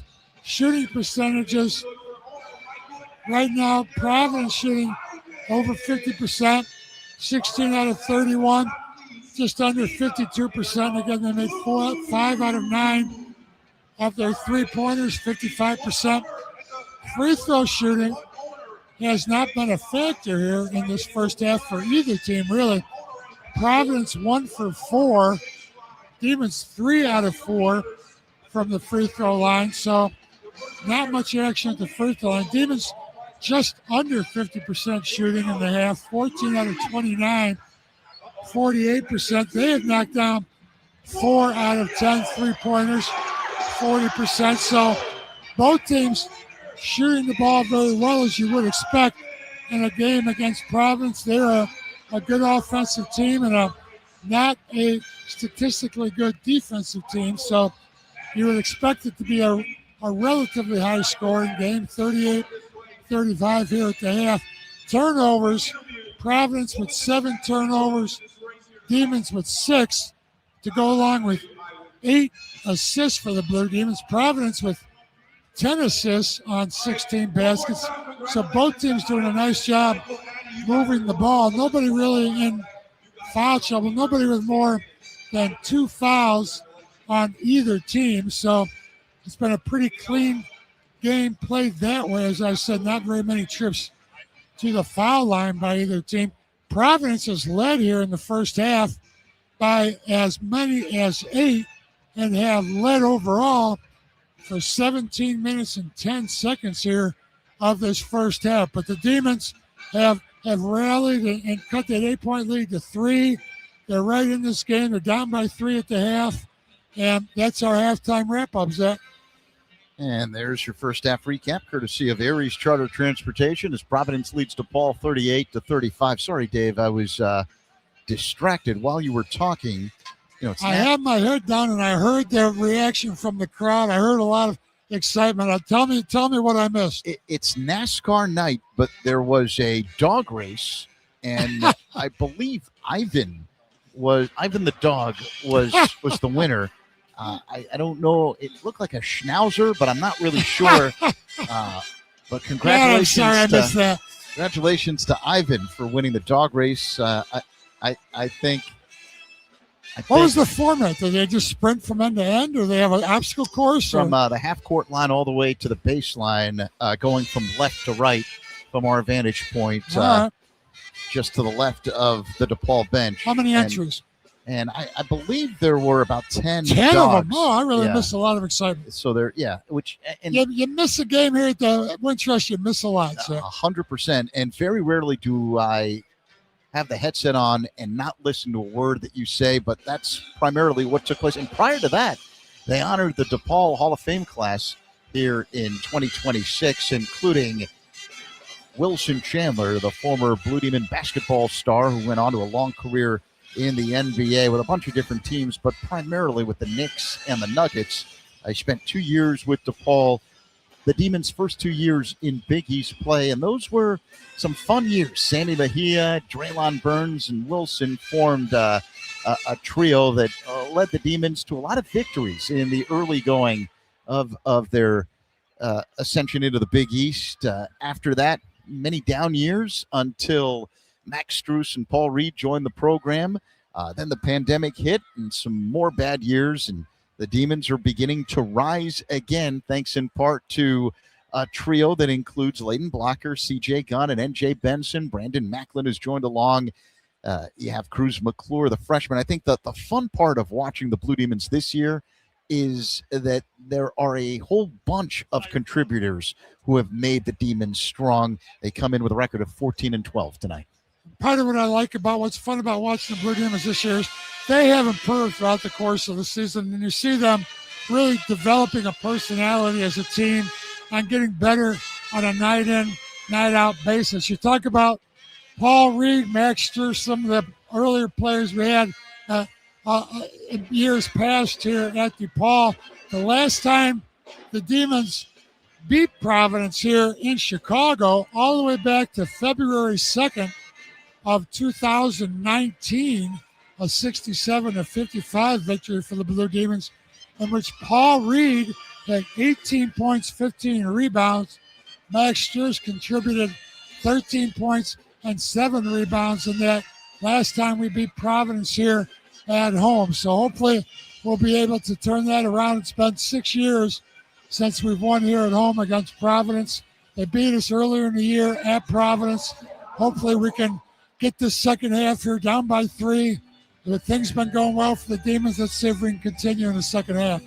Providence is a founding member of the Big East Conference back in 1979, 2 Final Fours, an appearance in 1973, and then one as a member of the Big East in 1987. For players or coaches associated with Providence are in the Hall of Fame. Dave Gavitt, longtime Providence head coach. It was his idea that created the Big East Conference. He was the first Big East commissioner and then eventually left to run the Boston Celtics. There was Big John Thompson, the former Georgetown coach, who was a center at Providence and then went on to an NBA career as a backup for Bill Russell with the Celtics. The great Lenny Wilkins, a Hall of Famer as an NBA player and an NBA coach, was a star with the Friars. Rick Pitino, who gained national prominence as the head coach at Providence, and he's number 3 on the all-time wins list behind Mike Krzyzewski and Jim Boeheim. And then there's Bulls coach Billy Donovan, the star of the Friars' 1987 Final Four team under Pitino. Donovan went on to lead Florida to a pair of NCAA championships as Gators head coach. Providence retired Donovan's number 34 jersey last year, and he recently lost his father And we sent our condolences out to Billy Donovan. You know, I heard him talking about his dad the other day, and they say it takes a village, right, to create a player in any sport at the highest possible level, and it's clear the impact that Billy Donovan's parents, including his dad, had on him. You would hope that anybody who is successful in any field appreciates the support that they've got to get to the point that they are. Anybody who has had any success in life can tell you that they didn't do it alone, that they had a lot of people helping them. A lot of people who have not had that type of success don't know how to network in and use the kind of and find the type of people who are there. Quality people help quality people develop other quality people in any field, and certainly that's the case in basketball. So many people you've seen rise to prominence through good programs. They have good mentors, good upbringing, good coaching staff, good programs that they had developed through, and certainly nobody does it alone. And how about this? Former Chicago Mayor Richard M. Daley spent his first 2 years as a college student at Providence before graduating from DePaul. And then there's former Boston Mayor Raymond Flynn, who was a All-American at Providence in the 1960s. So there's something unique about Providence and DePaul. They're not just good in athletics and basketball. They turn out some people who do pretty well in other areas of life. Getting set for the second half here at Wintrust Arena. Demons trying to rally back from a 3-point deficit after the first 20 minutes of play and win their third consecutive Big East game. That's something DePaul hasn't done since 2022. So that right there gives you an idea of how much the Demons have started to improve here in year 2 under Chris Holtman. DePaul wearing the throwback jerseys tonight, similar to the uniforms that Mark Aguirre and his buddies wore in the late 1970s and early 1980s. Blue Demons made the Final Four in 1979, led by Aguirre. Their white uniforms with blue numerals and lettering. The numbers and lettering outlined in scarlet, and then block stripes along the sides of the jerseys and the shorts in red, white, and blue colors. Mark sitting right across from us right here, Zach. He's here to help honor Wilson Chandler and the other members that went into the Hall of Fame. Providence will start the second half with the ball moving from right to left from our vantage point right near the DePaul bench here at Wintrust Arena. And we're ready for the second half to begin. Fox has the ball in the backcourt. Off to the right, he spins into the front court. Head of the key now, it's Mila, checked by Macklin, and we have a offensive foul called on Providence. The room say that his second or his third foul now in the room. That's a huge foul.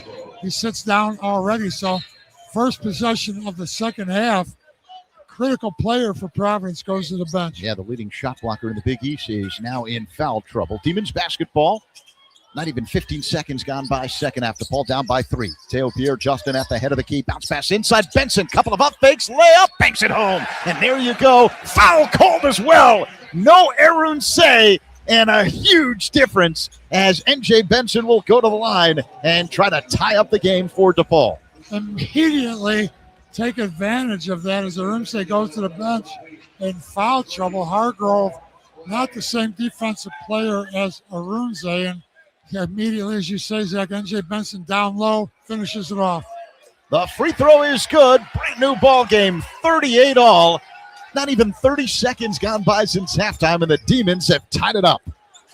Providence basketball into the front court. Sellers down the left sideline, crossover dribble. Drives, mid-post, left the lane, whirls inside the paint. Couple of up fakes on Smith. Spins, up high, Mila, 15 to shoot for the Friars. Crossover dribble, Mila drives left. His layup doesn't go, but he was fouled on the play. Teo Pierre-Justin got beat on the first step there. Good first step to get drive to the basket. Teo Pierre-Justin, too late recovering, is going to go to the free throw line here for Mila. Mila's had some big games against the Blue Demons. Had 18 points against DePaul last year in Providence. Back then it was a career high. Mila bends the knees, flicks the right wrist, and is short on the first free throw, staring into the DePaul student section along the north end here at Wintrust Arena. They've got balloons and that's a nice looking student section. We're getting some good support from our students. yeah, 1 out of 5. Providence 1 out of 5 from the line now. Mila hits the second free throw. So they got these squiggly balloons. They've got these blow up alien I'd dolls. love to see them out here, man. Love to get a little excitement out of the student body here at the DePaul University. There's a lot happening there. Nearly a minute gone by here in the second half. Providence up by 1. Demons with the basketball, down 39-38. Blocker off to the left here. Justin head of the key. Smith between the rings, shakes the shoulders. Dribbles right, bounce pass inside. Pierre Justin lost it, picks it up, kicks it out. Left side 3 blocker. It's good! DePaul takes the lead. 41-39 over Providence. 1 minute gone by here in half number 2. Fox head of the key. Off to the right now for Providence. It's Sellers. Hesitation dribble with the left hand. Spins to the top of the key. Behind him now Fox. Top key 3. Side rim doesn't go. Long rebound out to Macklin for DePaul. Into the hands now of R.J. Smith. Across the line. Now it's Macklin off to the right. They give to midcourt. Blocker's got it. Uses a screen from Pierre Justin. Back to Blocker, right of the circle. Check by Fox. 10 to shoot. Smith off to the left. NJ Benson has it. Now in the left corner. Backing in. Whirls inside the paint. Up fake. Righty hook. Doesn't go. Rebound Benson. Couple of up fakes. Layup. No good. He's fouled on the play, though. And NJ Benson will go to the line and shoot 2. You got to love the Demons seizing on this opportunity. Aaron Say in foul trouble. DePaul going underneath nearly every time. Well, NJ Benson, I would not want to be defending NJ Benson. Does such a great job. He is so strong. He does such a good job. This is anybody who wants to be an interior scorer.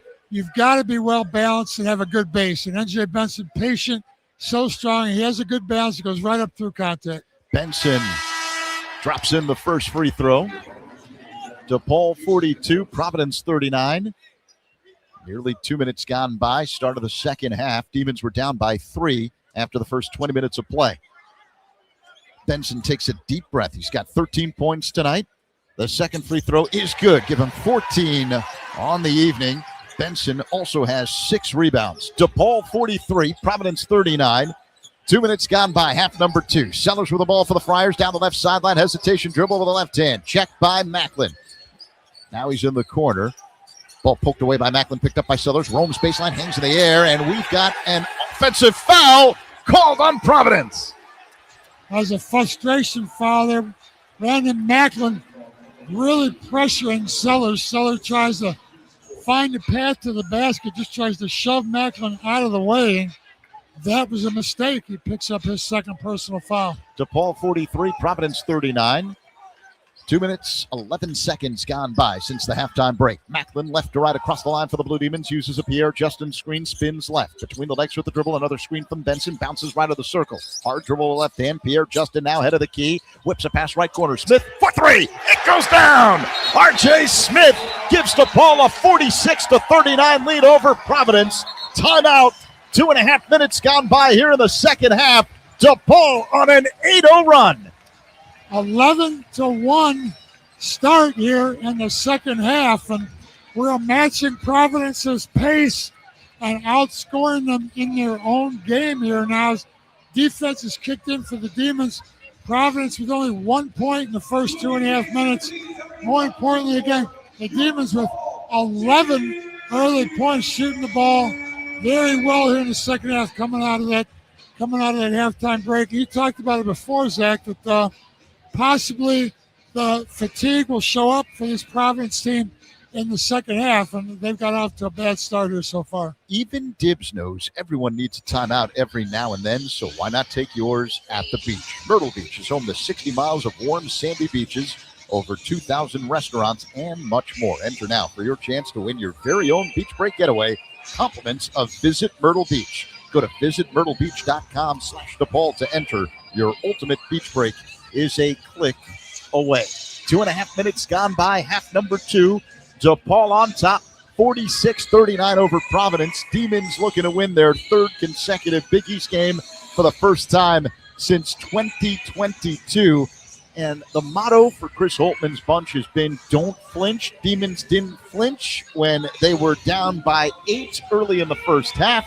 Rallied to get to within striking distance at halftime, down by 3.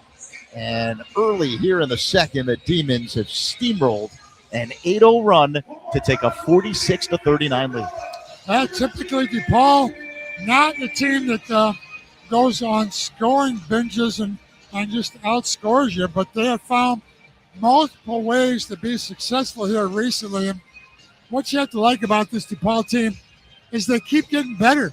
They keep getting more confident as the year progresses. Great job by the coaching staff and by these players to continue to grow, to not be satisfied with the success that they've had to this point. And we've got 6 more games in the regular season, including this game. And, you know, we're looking to continue to move up.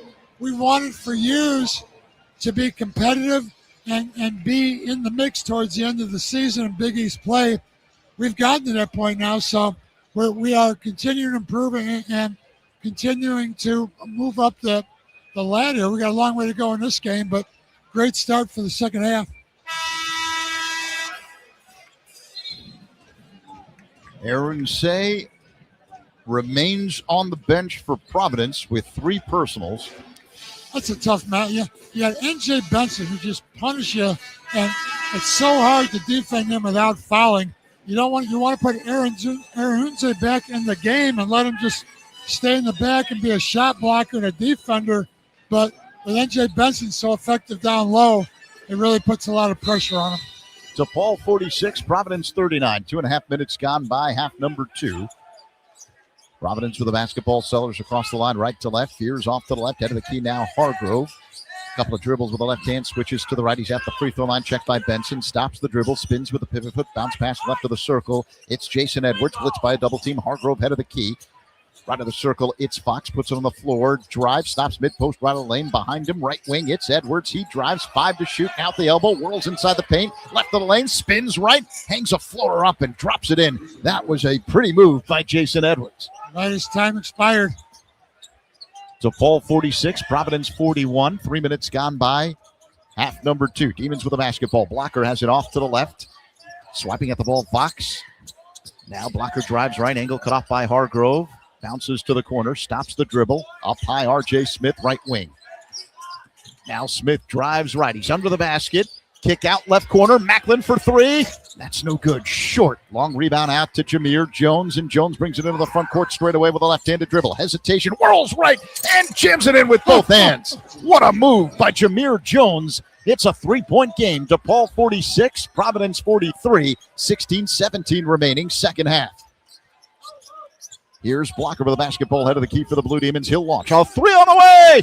That's no good. Rebound, Edwards along the near sideline. Feeds Fox into the front court. Now Jones off to the right. He'll launch. A deep 3. That doesn't go. Weak side rebound, N.J. Benson. Who else? Into the hands of Blocker across the line straight away. Blocker accelerates to the hole. Layup, no good. Fight for the rebound. It gets knocked out of bounds. Last touch, Providence. Man, Blocker was hammered on his way to the basket. No foul was called.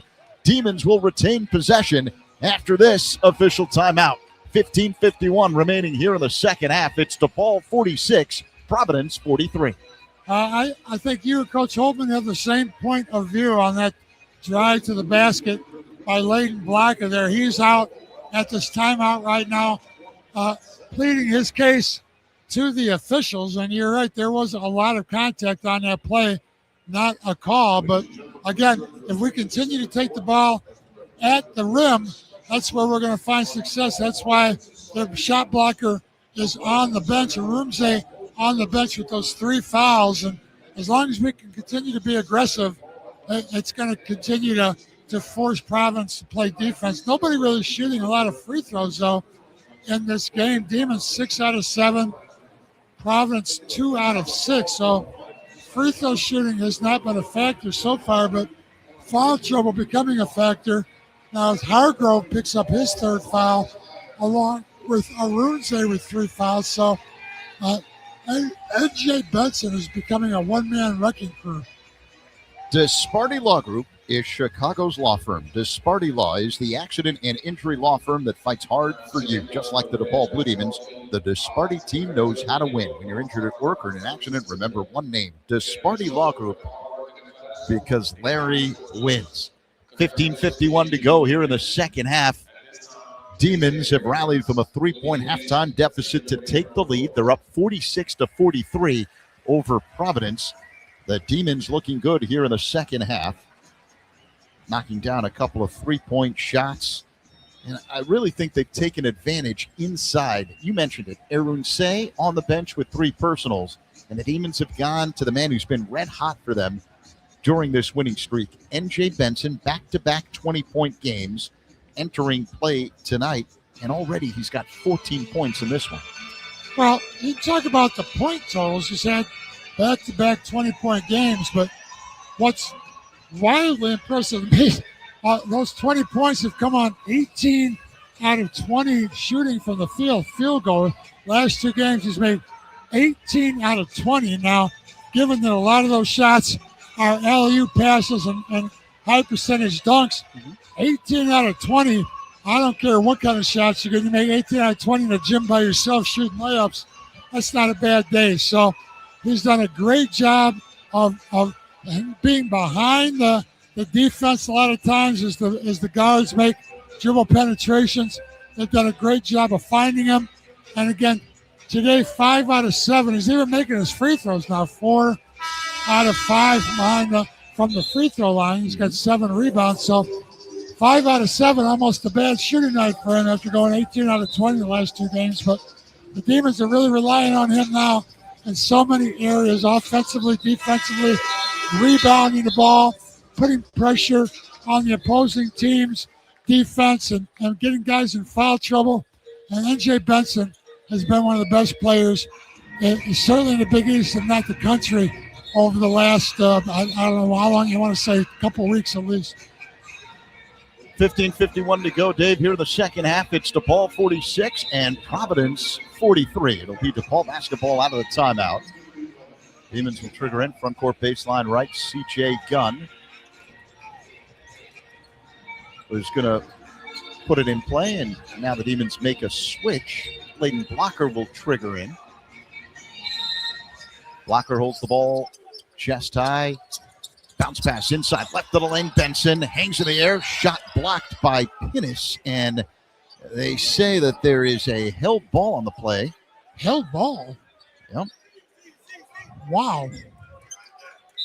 So the possession arrow pointing to Paul's way. So the Demons still have it, 17 to shoot. Left corner, C.J. Gunn fires up a 3. Back rim won't go. Rebound Edwards for Providence. Friars can tie up the game with a tray. Jones has it off to the left. Crossover dribble, whirls inside the paint. Fall away jumper doesn't go. The rebound is knocked out of bounds under the basket. Last touch by N.J. Benson. Providence ball. Titus does a nice job of keeping that ball alive for Providence there. N.J. Benson couldn't quite track it down. Pateris Pinnis in the game, a 7-footer from Latvia. Forced to play with Aaron Say in foul trouble.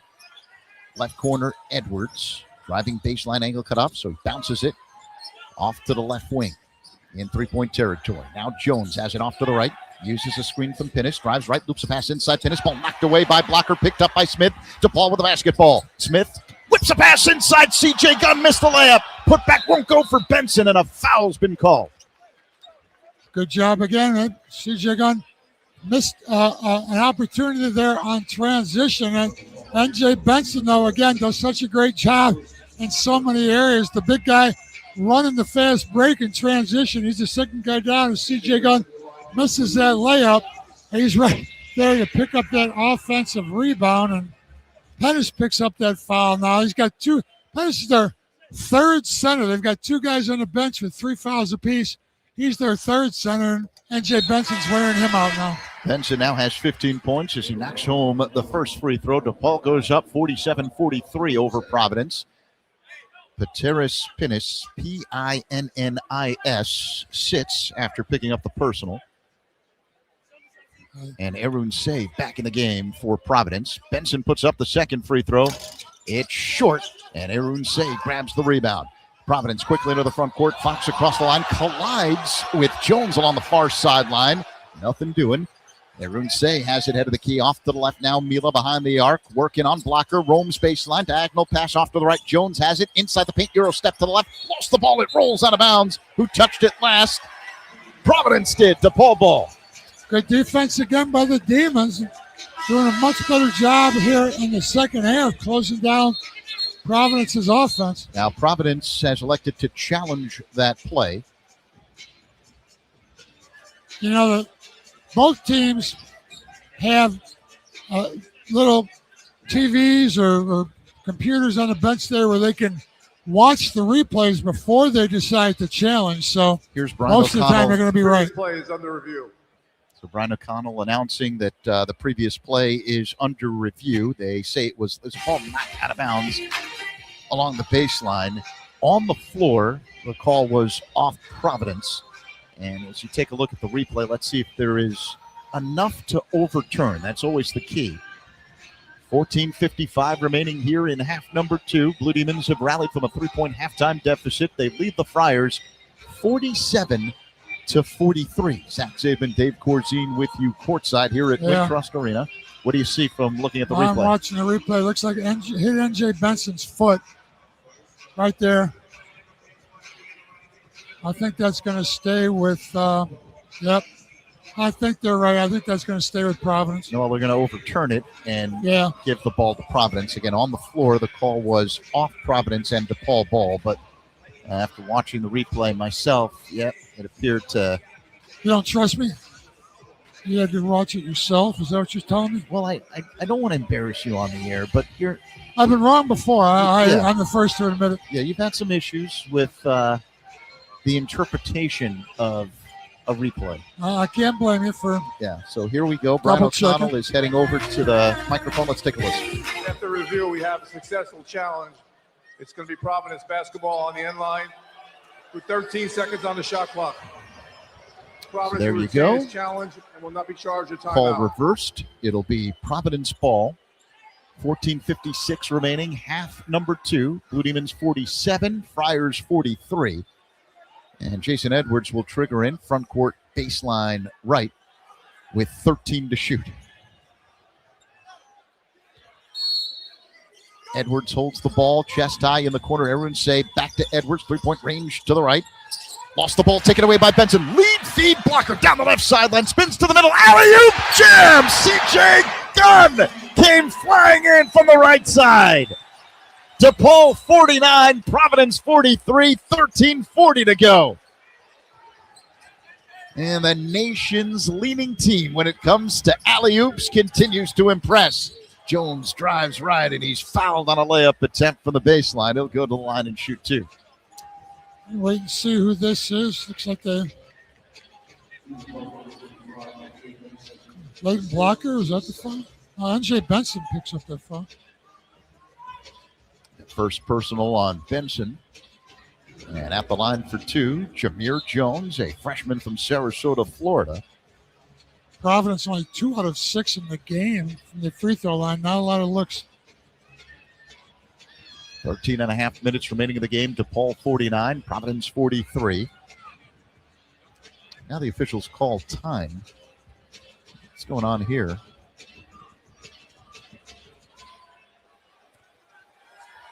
Jones at the line. Puts up the first, puts it in. 49-44 the score. It's a 5-point lead for the Blue Demons with 14 and a half minutes remaining. Benson sits after picking up the personal. Fabian Flores, the 7'2" reserve big man from Spain, is back in the ball game for the Blue Demons. One more free throw for Jameer Jones. He's got 10 points. Puts it up and puts it in. At every part of the rim and dropped in. And now a substitution for Providence. Sellers returns. Fox sits. And the Demons will have the ball with a 4-point lead. Jones with 11 now. He averages just a little over 14 on the Big East season. Lane blocker off to the right. Macklin head of the key. Off to the right, it's Smith. Checked by Edwards. Diagonal pass up high, Macklin. 15 to shoot for the Demons. Macklin spins left using a gun screen. Now stops the dribble at the head of the key. Whirls right, gives to Smith behind the arc under 10 to shoot. Smith fires up a long jumper. Side rim doesn't go. Rebound taken down by Jones for Providence. Into the front court, Edwards down the left sideline. Crossover dribble. Whirls inside the paint. Steps back. He's in three-point territory. Top of the key. Guarded by Flores. And we've got a whistle. A foul away from the ball. It's on R.J. Smith of the Blue Demons. That's interesting. There was a switch there where R.J. Smith got switched over to Arunze, and he got caught trying to keep him out of the block. That's his third foul now on R.J. Smith. It's a non-shooting foul, so Providence will trigger in front court baseline left as Cruz McClure enters, and R.J. Smith will sit with the three personals. 13:55 remaining in the game. DePaul 49, Providence 45. 3 team fouls on the Blue Demons. Mila to trigger in. Bounce pass inside. Sellers all alone. Banks home a layup. Good execution on inbounds, out of bounds, underneath the basket there. So it's a 2-point game. DePaul 49, Providence 47. 13:45 remaining. Half number 2. Layden blocker for the Demons. Off to the right. Uses a screen at the top of the key. Now bounces left to the circle. In the corner. Macklin drives left baseline. Back out blocker left wing. Head of the key. It's McClure. Uses a gun screen. Now gives the gun left elbow. Hop step in the paint. Pass to the middle, ball taken away by Jones for Providence. Left side pass, Edwards a 3 on the way. Too strong, the putback, knocked around, taken by the Demons. Here's Macklin across the line, down the left sideline, up high Gunn, loops a pass inside Flores and a two-handed jam. Beautiful pass by Gunn, passing up, a pretty good look at a 3, but he had Flores wide open on transition. Now driving right baseline, Edwards, angle cut off. Arunze right wing behind the arc. Diagonal pass to Sellers, head of the key, being hounded by blocker. Sellers uses an Arunze screen, gives left side. Mila wide open for 3. That's no good. Arunze the rebound left of the lane. Diagonal pass off to the right, picked up by Edwards, turns by Macklin, whips it right back inside mid-post. Arunze underneath now. Mila, ball knocked out of his hands, out of bounds. Last touch by Layden Blocker of the Blue Demons. They're really dodging some bullets here. Providence had some good opportunities to score. They just couldn't convert. They still got the ball back. 13 seconds to go. Inbound out of bounds.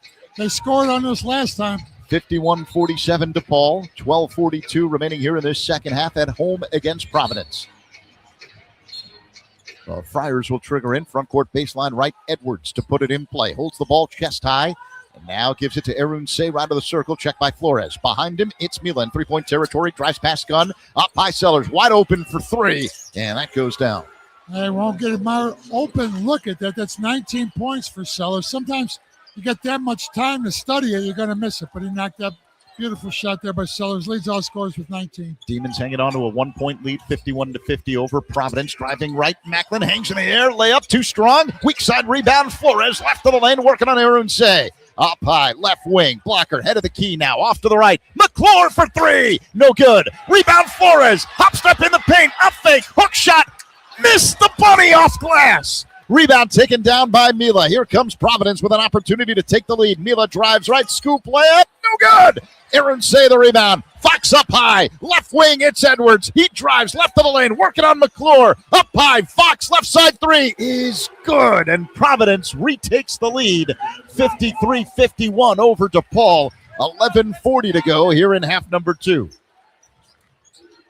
Layden blocker, left to right across the line for the Blue Demons. Checked by Sellers, uses a screen, drives right. The double team comes from Arunze. Now Flores has it at the right elbow, holds the ball over his head. Blocker fakes a corner 3, drives right baseline, hangs in the air. Layup, shot, blocked. Loose ball retrieved by the Demons, and a foul's been called. I think that's going to be Sellers. Arunze's got to be so careful with those 3 fouls. He's trying to avoid contact. That was on Sellers. That is his 3rd foul now. So Jalen Sellers, the leading scorer on this Providence team tonight with 19 points, picks up the personal. Official timeout. 11:21 to go here in half number 2. Providence using a 6-0-1 to retake the lead. 53-51 over DePaul. Zach Zaidman and Dave Corzine with you courtside. A reminder, you can follow the Blue Demons wherever you go. The official DePaul Blue Demons app features live and on-demand video content, in-game stats, score updates, the latest apparel, and more. Download the official DePaul Blue Demons app today at DePaulBlueDemons.com/app. Second half, Demons had the advantage. They were down 3 at the half, 38-35. They did a nice job to open the half to overcome that deficit and take the lead. But at this point, Providence now able to make a little run of their own. 6-0 run over the last minute, 14 seconds. Demons missed their last 4 shots, and Providence is such a good offensive team that you're not going to be able to prevent them from scoring for too long. So they make a little run. It's a 2-point game. This has been the type of game that the Demons have been involved with, and this is the type of game that is so common now in the Big East. Any of these teams can beat the other on a given night. They got the top 3 teams with Villanova, St. John's, and UConn, who have been successful just about everywhere they play. But the other 8 teams in this conference, on a night-to-night basis, any of the 8 can win. Demons down by 2, 11:21 to go here in the second half. It's Providence 53, DePaul 51. It's game number 57 in the all-time series between these two schools. Providence leads it 42-14, including that 90-72 victory 2 weeks ago today in Rhode Island. The Friars shot 59% in that game. Tonight, Providence shooting 50% from the floor, including 7 of 15 from three-point territory. In Big East play, the Demons have struggled mightily against Providence, just 9-27. The first meeting between these two schools took place back in February of 1961. An 81-77 Friars win in Providence. The Demons went 17-8 during the 1960-61 season. Howie Carl, one of the legendary figures of DePaul basketball, led that DePaul team with more than 21 points per game. Howie Carr, you're right. As a DePaul legend, and the older we get, the harder it is to remember how good these guys were. But we've had some great players in the history of DePaul basketball. Howie Carl, certainly among the best. And he wasn't a tall guy. Well, in an era where big men dominated, he was a small guard. I think he was under 6 feet and still managed to. I don't know what they listed him at, but he was certainly no George Mikan. Getting ready for the resumption of live action here. Let's see what the Demons can come up with.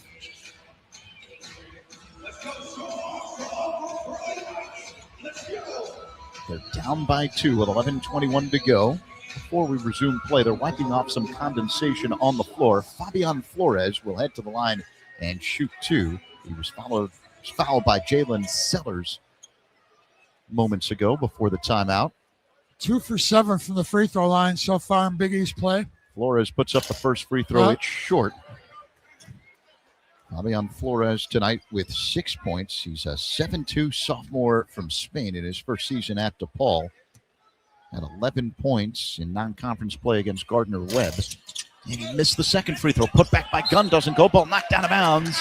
And it was last touch by Providence. So the Demons catch a break after a couple of missed free throws by Fabian Flores. And that was enough for Chris Holtman to make a coaching to make a substitution, as N.J. Benson will now re-enter. Flores will sit. So Layden Blocker will trigger in front court baseline left for DePaul. They're trying to get a better free throw shooter than N.J. Benson over Fabian Flores. Put the free throw shooter in. He's shooting over 50%. Demons can tie or take the lead on this possession. Benson is battling underneath with Arun Say. Now Benson has it at the left elbow. Up high, it's Blocker. He'll launch. A 3 on the way. That's short. And a rebound for Arun Say. Into the hands now of Jason Edwards. He'll cross the timeline for Providence. Approaching 11 minutes to go here in the second half. Providence 53, DePaul 51. Off to the right, Ed Sellers. Head of the key now, Arun Say feeds Edwards, who's checked by Blocker near the midcourt stripe straight away. 15 to shoot. Fox has it at the top of the circle. Bounces right, gives to Edwards in three-point territory. A fake elbow jumper on the way is good. Again, little free throw line jumper. Nice touch. Now the Demons on a scoring drought of 2+ minutes. They're down by 4 here at home to Providence. 10:40 remaining in the game. Head of the key, Benson holds the ball. Waist high. Scans the court, gives to Macklin behind the arc on the right wing. Macklin uses a Benson screen, hop step in the paint, jump shot on the way, back rim, no good. Arun Say skies for the rebound. Providence basketball. Into the front court, Edwards on the right sideline, hesitation dribble. Now he's at the elbow, couple of up fakes, back to the basket. Tosses it up high to Arunse, right back to Edwards near the midcourt stripe, straight away. Uses a screen, veers off to the right, whips a pass head of the key. Jones drives right, hangs in the air, wild layup, short. And the rebound taken down by the Blue Demons. Blockers got it into the front court, down the left sideline with a right-handed dribble. Loops a pass inside Benson, and a foul's been called on the Friars. Pre-foul before he got a chance to get the ball and score. Edwards fouls and just holds him to prevent what would have obviously been an open layup for N.J. Benson there. Edwards, a much smaller player there, got caught in a mismatch. Jason Edwards, 6'1" and 180 pounds against big N.J. Benson. He takes the foul, sends N.J. Benson to the line, and that's the percentage play. Yeah, 1-and-1 opportunity for Benson. Blocker sits. R.J. Smith back in the game. He's a team with a lot of fouls. Well, 17 fouls on Providence. We're in the bonus. Only 3 team fouls on DePaul. Oh, air ball. Benson shoots an air ball on the first attempt as it rolls out of bounds, and he will not get an opportunity at a second. It'll be Providence basketball. 10:01 to go, second half. Demons are down by 4. Providence 55, DePaul 51. The Friars on an 8-0 run. It's been 3+ minutes since the Demons last scored a point. Providence works the ball around the perimeter. Fox has it off to the right, between the legs with the dribble. He's working on McClure. Head of the key. It's Hargrove. Right back to Fox. Head of the key. Now Fox driving right at McClure. Wild layup. No good. Off the glass, and a foul called on the Demons.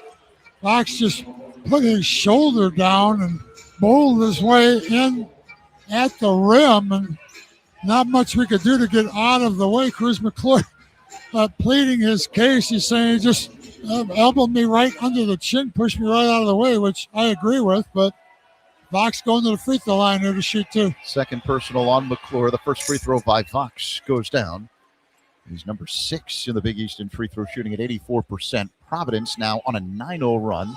Friars 56, Blue Demons 51, 9:42 remaining in the game. One more free throw for the freshman from Estonia, Stefan Fox.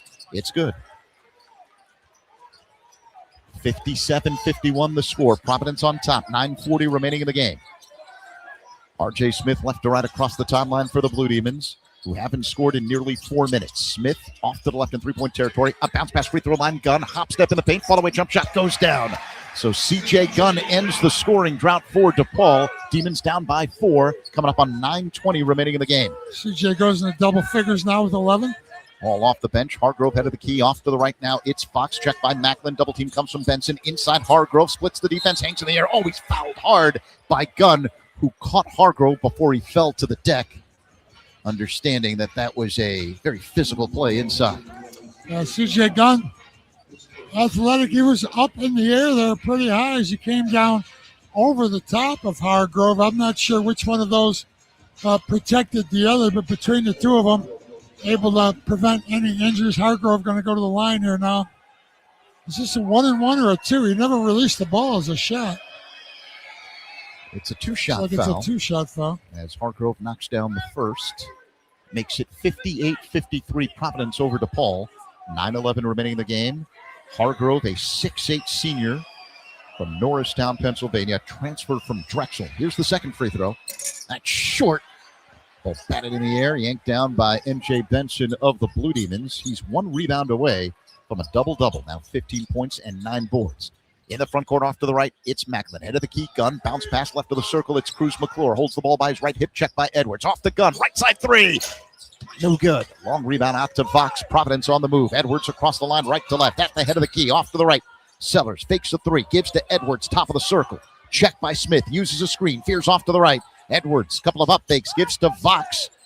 Right of the circle. Being hounded by Macklin. Fox backs it out near midcourt. Off to the right. A switch defensively now. McClure swiping at the ball, guarding Fox under 10 to shoot.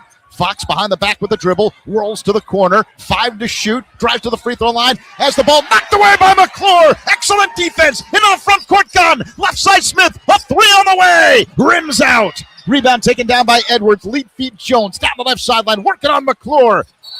And we have an offensive foul. Oh, man. Cruz McClure standing his ground.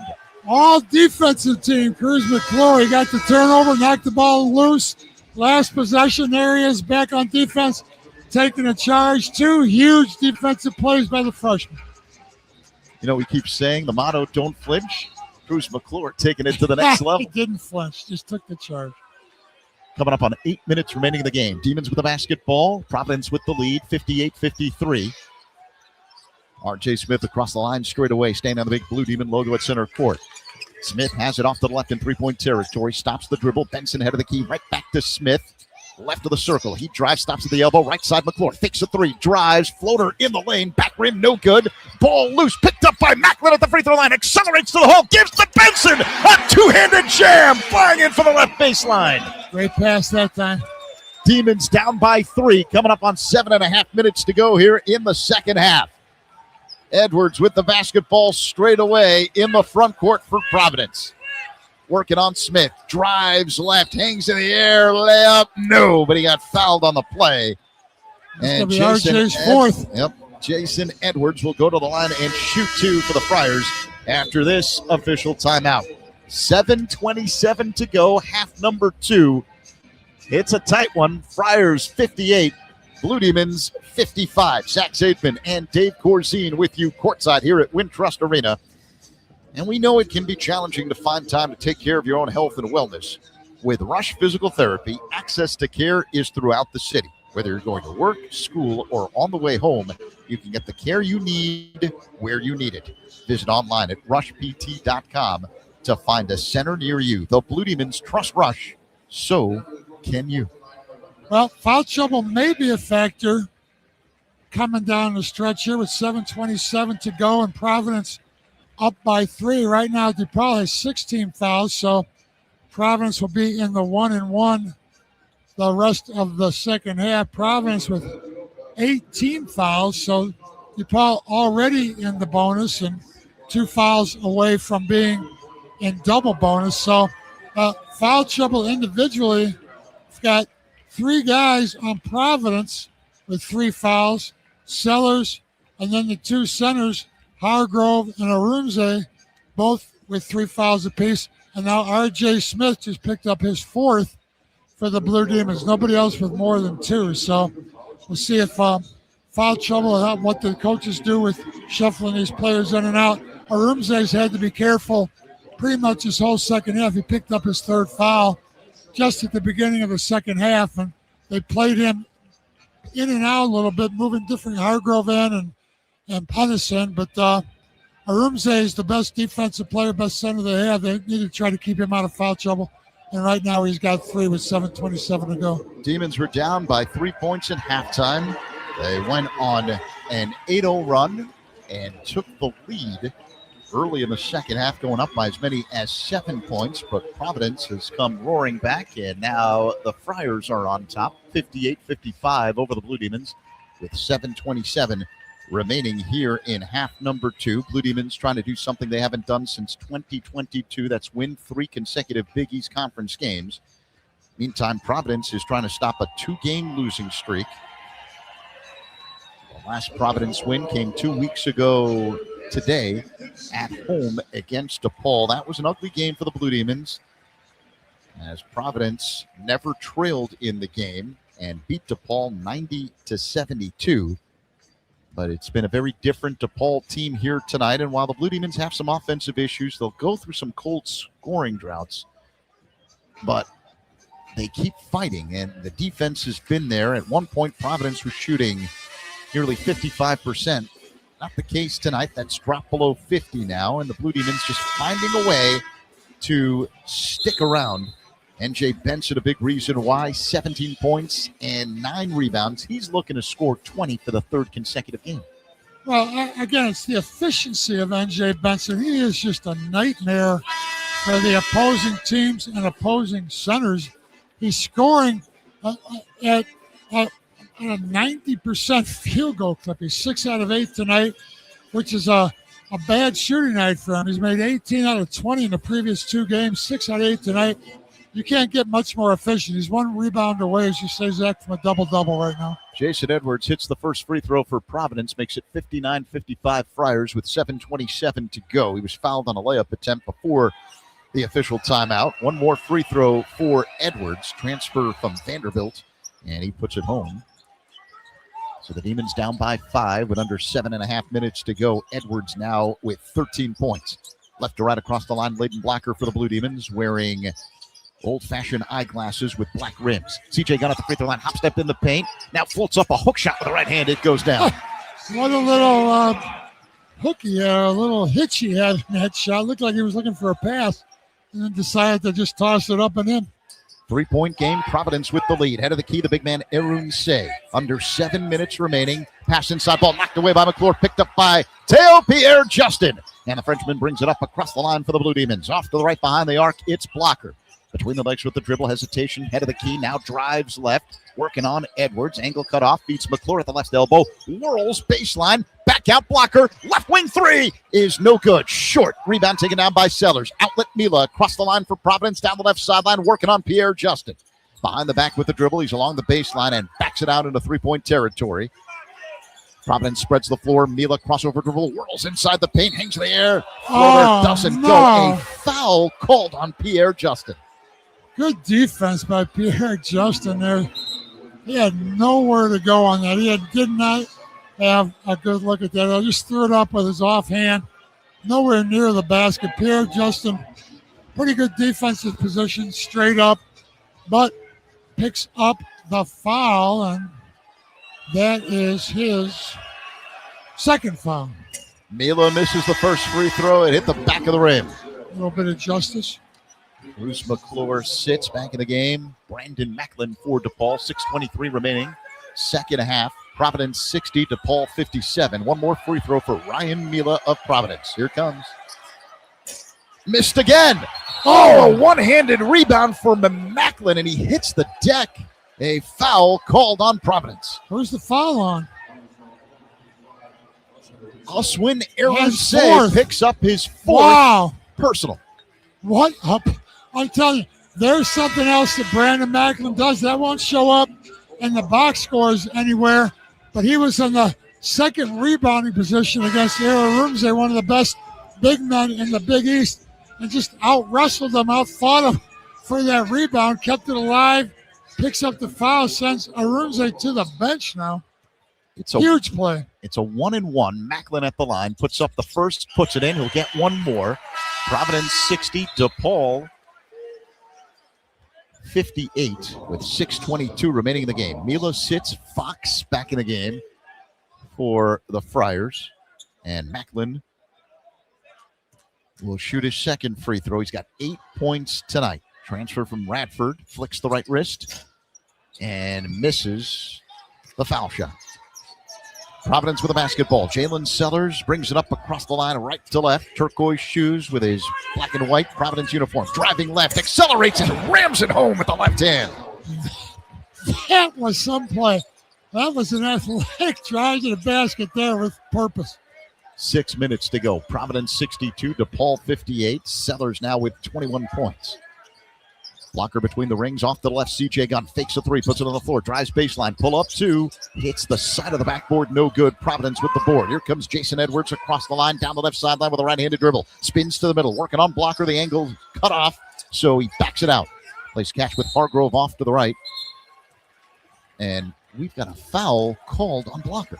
Yeah, Layden Blocker saying that Sellers created that contact by hooking him under the arm, Edwards hooking him under the arm and drawing that foul. But in any respect, Edwards goes to the line there. That's the 18th foul on DePaul. Yeah, 1-and-1. Edwards hits the first. He's an outstanding free throw shooter. 78% coming into action tonight. 63-58 the score. Friars on top of the Blue Demons. 5:39 remaining here in the second half. One more free throw for Edwards, and it's good. Gives him 15 points on the day and a 6-point lead now for Providence. 64-58 Providence. 5:36 remaining second half. The Demons call time as soon as Blocker brings it up across the line. We'll keep it here. Hey, Demon fans, when the heats up on the court, cool down with Pepsi Zero Sugar. It's bold, refreshing, and built for game day energy because basketball deserves Pepsi, proud partner of DePaul Athletics. So Providence shooting 50% from the floor tonight, including 7 of 15 from three-point territory. The Friars also out-rebounding the Blue Demons 34-26 tonight. DePaul struggling mightily from three-point territory, 6 of 21 from behind the arc, 29% shooting, 5:35 remaining in the game. Providence 64, DePaul 58. We have done more than enough on the defensive side of the ball to beat this Providence team who averages almost 87 points a game. Right now they've got 64, but Providence gives up 88 points a game. We've got 58 points. We had 35 at halftime, so we've got a 23-point second half going here against the Providence team that is capable of giving up 80 to 90 points a game. So we have kind of hit a stall here on the offensive side of the ball here in the second half. Macklin triggers in the front court along the near sideline. A bounce pass straight away near the midcourt stripe to Layden Blocker. Under 5.5 minutes to go. Providence 64, DePaul 58. Off to the left behind the arc, it's Blocker. Up high, Pierre Justin for three. That one hit every part of the rim, wouldn't drop in. Fight for the rebound. Gunn has it left of the lane. Kick out, three on the way. Layden Blocker too strong from the left wing, but we've got a loose ball foul called on Providence. Pretty sure that's going to be on Sellers. That's his fourth foul. He's the leading scorer in this game with 21 points. 9 out of 12 from the floor. 3 out of 5 behind the three-point line. 21 points, leads all scorers. Just picked up his fourth foul, along with Irarunze with 4 fouls, who's already on the bench. So 2 key players for Providence in serious foul trouble with 5:14 to go. And Brandon Macklin at the line for 2. Here's the first. It goes down. Double bonus situation. Demons now down 64 to 59 with 5:14 remaining here in half number 2. Sellers sits. Mila back in the game for Providence. One more free throw for Brandon Macklin. He's got 9 points, 2 of 3 at the stripe. The second free throw is no good. A one-handed rebound for Jameer Jones of Providence. And we've got a whistle. Travel violation called on Jones. He was looking to transfer the ball over to Mila. I guess he took an extra step. Demons catch a huge break here. That was crazy. He was standing there all by himself, and he started running before he passed. You won't see that call very often. R.J. Smith back in the game. Blocker sits. Smith trigger in. Front court baseline right. Feeds Gunn. Right corner. Up high, Brandon Macklin. Providence 64, DePaul 59. 5 minutes to go second half. Gunn, right side three. No good at the back of the rim. Macklin skies for the rebound. Kick out Gunn. Roaming right baseline. Hops into the paint. Drops it off for Benson. And his layup is good. Demons within 3. Providence 64, DePaul 61. 4:50 to go, second half, and the crowd beginning to make noise here at Wintrust Arena. Fox off to the right in three-point territory. Fox with a left-handed dribble. He feeds Edwards near the midcourt stripe off to the left. Gives to Hargrove, head of the key. 10 to shoot for the Friars. Edwards has it between the rings. Uses a screen, veers left of the circle, the right-handed dribble. 5 to shoot, crosses over, drives under the basket. Scoop left with the right hand, banks it home from the left side. Providence 66, DePaul 61, 4:20 remaining second half. Left to right across the line comes Brandon Macklin, huffing and puffing. Waits for a gun screen, gets it, accelerates right side, behind the back with the dribble. Hop step in the paint, he's tripped up, and finally a foul called on Mila. Brandon Macklin going to go back to the free throw line here. That's the 11th team foul on Providence. The rest of the way, again, the Demons are going to be shooting 2 on every foul. Brandon Macklin so far tonight, 2 out of 4 from the line as he steps up here. These last 4:09 free throws are going to be important. Macklin taking his time at the line. He bends the knee, snaps the right wrist, and puts home the free throw. Providence 66, DePaul 62, 4:09 remaining here in half number 2. Demons trying to come back here in the second half and win their 3rd consecutive Big East game for the first time since 2022. Second free throw on the way for Macklin, and that one is no good. Rebound taken down by Jones for Providence. Into the hands of Edwards, who walks it up across the line, down the left sideline, immediately greeted by R.J. Smith as he crosses midcourt. Loops a pass out of the key. Hargrove right back to Edwards. Hop step in the paint. Kick out left corner. Mila puts it on the floor at the free throw line. Now at the right elbow and backs it out with 10 to shoot. Edwards has it near the midcourt stripe. Off to the left. Fox fakes a 3. Slips. Keeps his dribble. Gives to Edwards. Head of the key. Back to Fox. 3 to shoot. And we've got a travel violation called on Providence. Well, it was a loose ball situation. Ball was bouncing all over Providence players, DePaul players trying to jump on it and corral it. Eventually, a traveling call, and the ball going to go back to the Demons. Big play. After this official timeout, Dave, 3:40 remaining in the second half. Tight ball game. 4-point game. Providence 66, DePaul 62. Zach Zaidman, Dave Corzine with you courtside here at Wintrust Arena. Blue Demons choose chill. Coors Light is cold lagered, cold filtered, and cold packaged for a smoother finish. It's got that crisp, refreshing taste that makes those moments when you choose to rise above the noise and choose chill even better. Coors Light is a proud sponsor of DePaul Athletics, so crack one open and take a sip. Coors Light, choose chill. Please celebrate responsibly. Demons have had some offensive issues tonight, trying to find a way to get back into this ball game. They were up by as many as 7 points earlier in this second half. Providence, though, rallied to retake the lead. And the Friars are up by 4, 66-62 over the Demons with 3:40 remaining. DePaul is shooting just 39% tonight from the field. Providence better than 51%, but DePaul's right in it. And Providence not known for their defense, obviously last in the Big East in points allowed at 87.8. They are 8th in the league in defensive field goal average. They allow teams to shoot 45% from the behind the three-point line. So this is a game here that is not a typical Providence game. They're typically in the high 70s into the 80s consistently. So Demons should not be having this much problem scoring against this Providence team, who typically, again, gives up almost 90 a game. So hopefully they can find a way here. 3:40 to go, down by 4. They've got R.J. Smith with 4 fouls right now. Again, Sellers with 4 and Arunze with 4 fouls apiece for Providence right now. Both of those guys, big players for Providence. They're both on the bench as of this timeout. We'll see if they re-enter after they come back on the floor here. Dave, Demons struggling mightily from three-point territory tonight. 6 of 24. Second half, look at second half, 2 for 14. Free throw line, second half, 7 out of 14.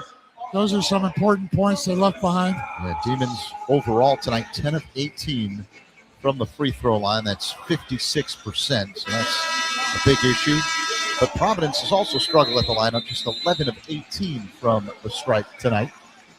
3:40 remaining here in the second half. Providence 66, DePaul 62, each team with 2 timeouts remaining. Double bonus situation, Providence with 10 team fouls, DePaul with 8.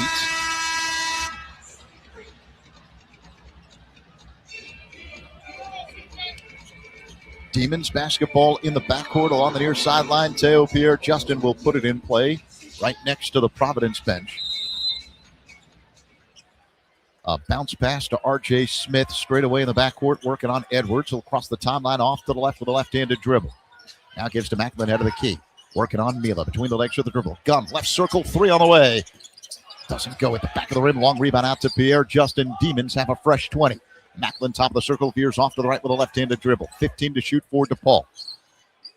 Pierre Justin at the top of the circle, off to the left. R.J. Smith, 10 to shoot for the Demons. Smith uses a screen, drives left, right at Fox. Layup, puts it home. Wow. Tough shot. That was a tough shot. That's double figures now. R.J. Smith with 10 points tonight. Demons down by 2. 3 minutes remaining in the game. Providence with the basketball here at Wintrust Arena. Off to the right, it's Edwards in three-point territory. Stops the dribble. Fox head of the key. Wide open 3 is good. You give him that much time, he's likely to knock that down. He's a big-time scorer.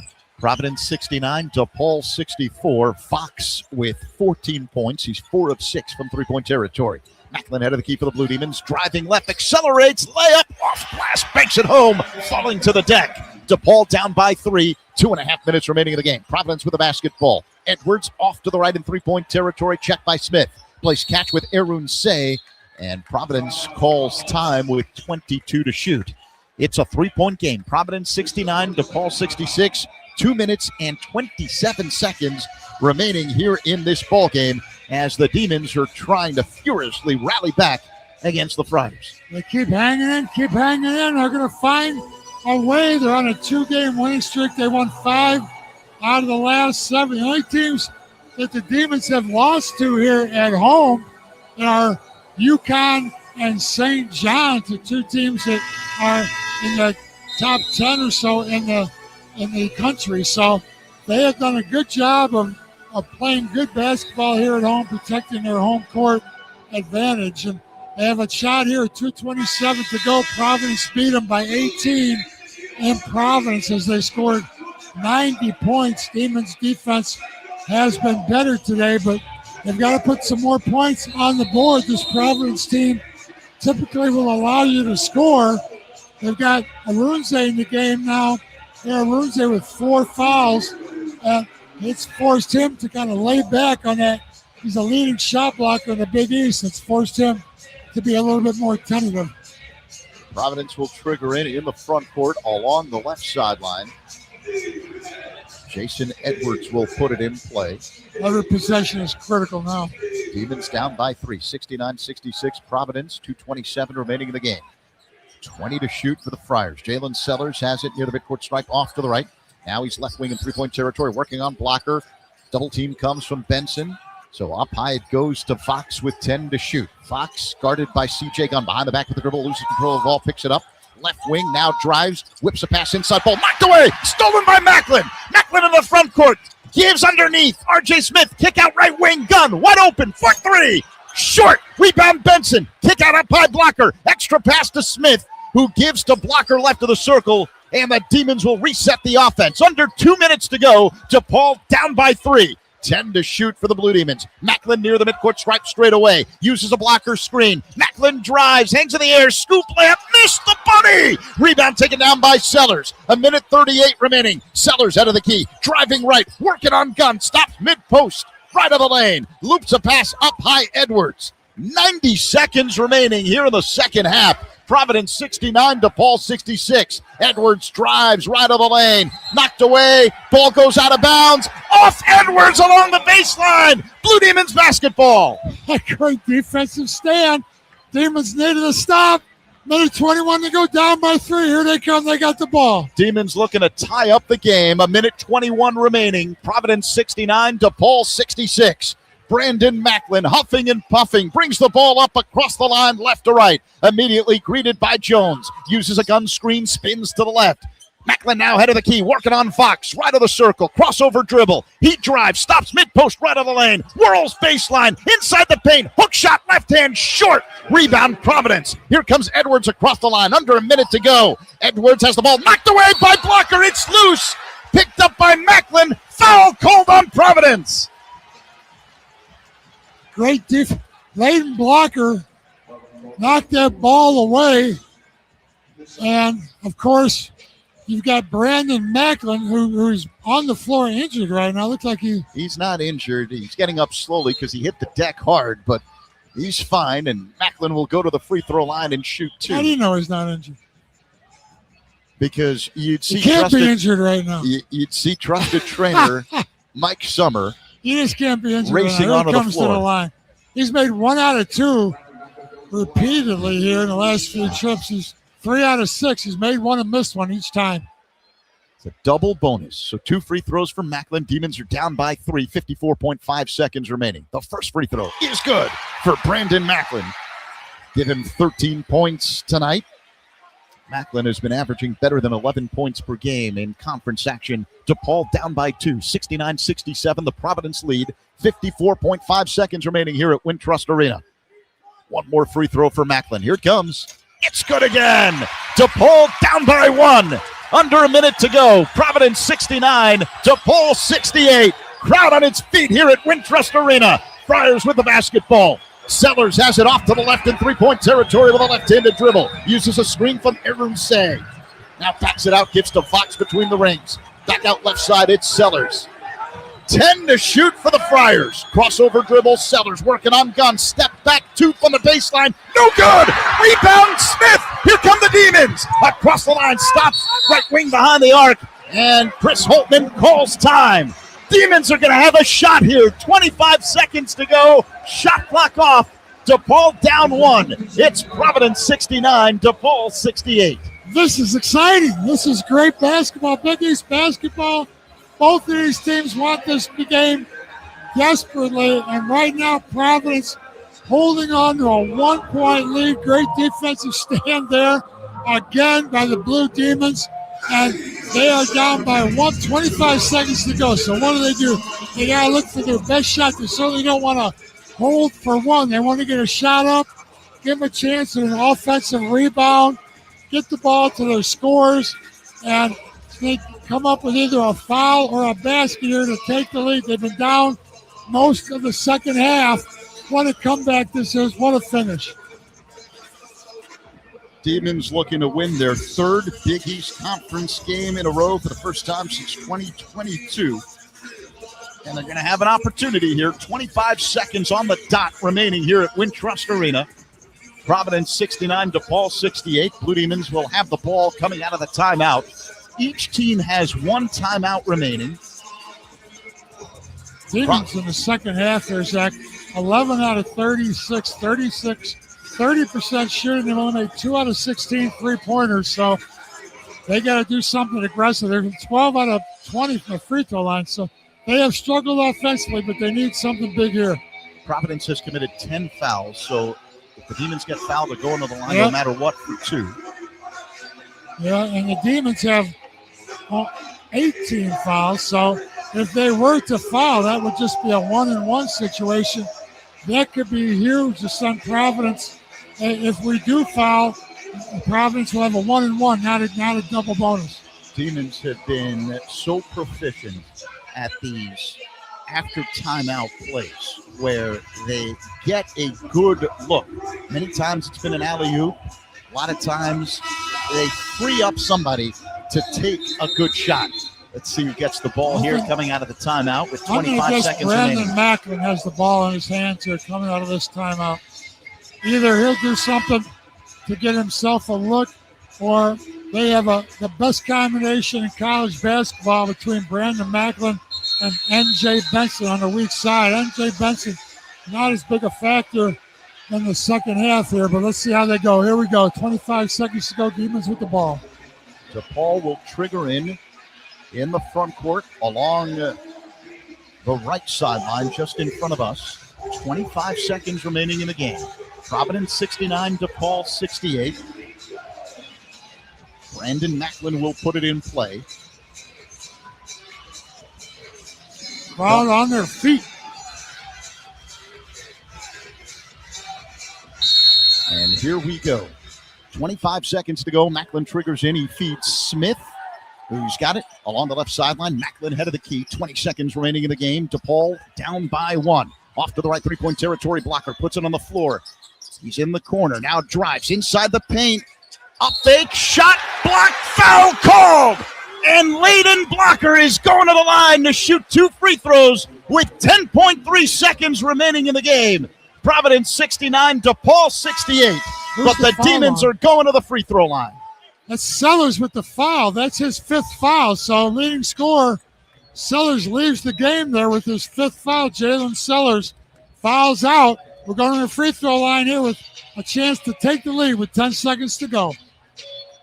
And when a player fouls out, a team has 30 seconds to put in a replacement. So Providence essentially using that time as a timeout. They have one remaining timeout, as do the Blue Demons. 10.3 seconds remaining in the game. DePaul is down by 1. Providence 69, DePaul 68. But Layden Blocker at the line to shoot 2. One of the best in the Big East. He's 1 out of 11 from the field today from the floor, but his first time at the free throw line. Blocker, one of the best free throw shooters in the Big East. Here comes the first. Missed it. Hit the back of the rim. No good. Demons remain down by 1. 69-68 the score. Providence on top. 10.3 seconds to go. Blocker 5th in the Big East in free throw shooting at 84% coming in. This is a huge one. He bends the knees, flicks the right wrist, and missed the second free throw. Rebound Edwards, and he's fouled by Gunn. Wow. Oh, my. Layden Blocker had an opportunity to tie and give the Demons the lead with 10 seconds remaining, and he missed both free throws. DePaul down one, and now Providence going to the line with an opportunity to extend the lead with 8.2 seconds remaining in the game. Wow, what a turn of events. He fouls out the number one scorer, has a chance to take the lead. We get the turnover. Now they go to the free throw line here. Jason Edwards at the stripe. Crowd making a lot of noise. Here comes the first of a 1-on-1. Missed it. Fight for the rebound. And Mila's got it. Foul called on DePaul. So the Demons catch another break and couldn't grab the rebound after the missed free throw. And Providence is going back to the line again. And now the Demons have committed 10 team fouls, meaning two free throws coming up for Ryan Mila. Yeah, Rumsey kept that ball alive in the second position on the board. Mila bends the knees, puts up the free throw, and he knocks it down. 5 seconds to go. 5.4. Providence up 70-68 over DePaul. One more free throw for Mila. Demons have one timeout remaining. Same with Providence. Mila bends the knees, flicks the right wrist, and hits the second free throw. So Providence goes up by 3. 71-68 over DePaul. 5.4 seconds to go. And time is called to wipe off some condensation on the floor. I don't know. We're not signaling for a timeout. We got one timeout left. 5 seconds to go. We got to go full court with it. Brandon Macklin will trigger in. Providence we need a with three. 3 players in the backcourt. Demons down by 3. 5.4 seconds to go. Blocker's got it into the front court, immediately fouled, which you knew was going to happen because Providence didn't want DePaul shooting a 3. So Blocker will go to the line to shoot 2. Smart play. 2 point picks up that foul. 2.8 seconds remaining here in the second half. And makes one of these. Get back in 2 seconds to go. We're going to have to make the first, maybe miss the second. I don't know. The first one on the way for Blocker is no good. So he's missed 3 free throws down the stretch here. One of the best in the Big East. Demons' best free throw shooter. What a night for 1 for 11 from the field, 1 for 7 outside the 3-point line, and now 0 for 3 from the free throw line.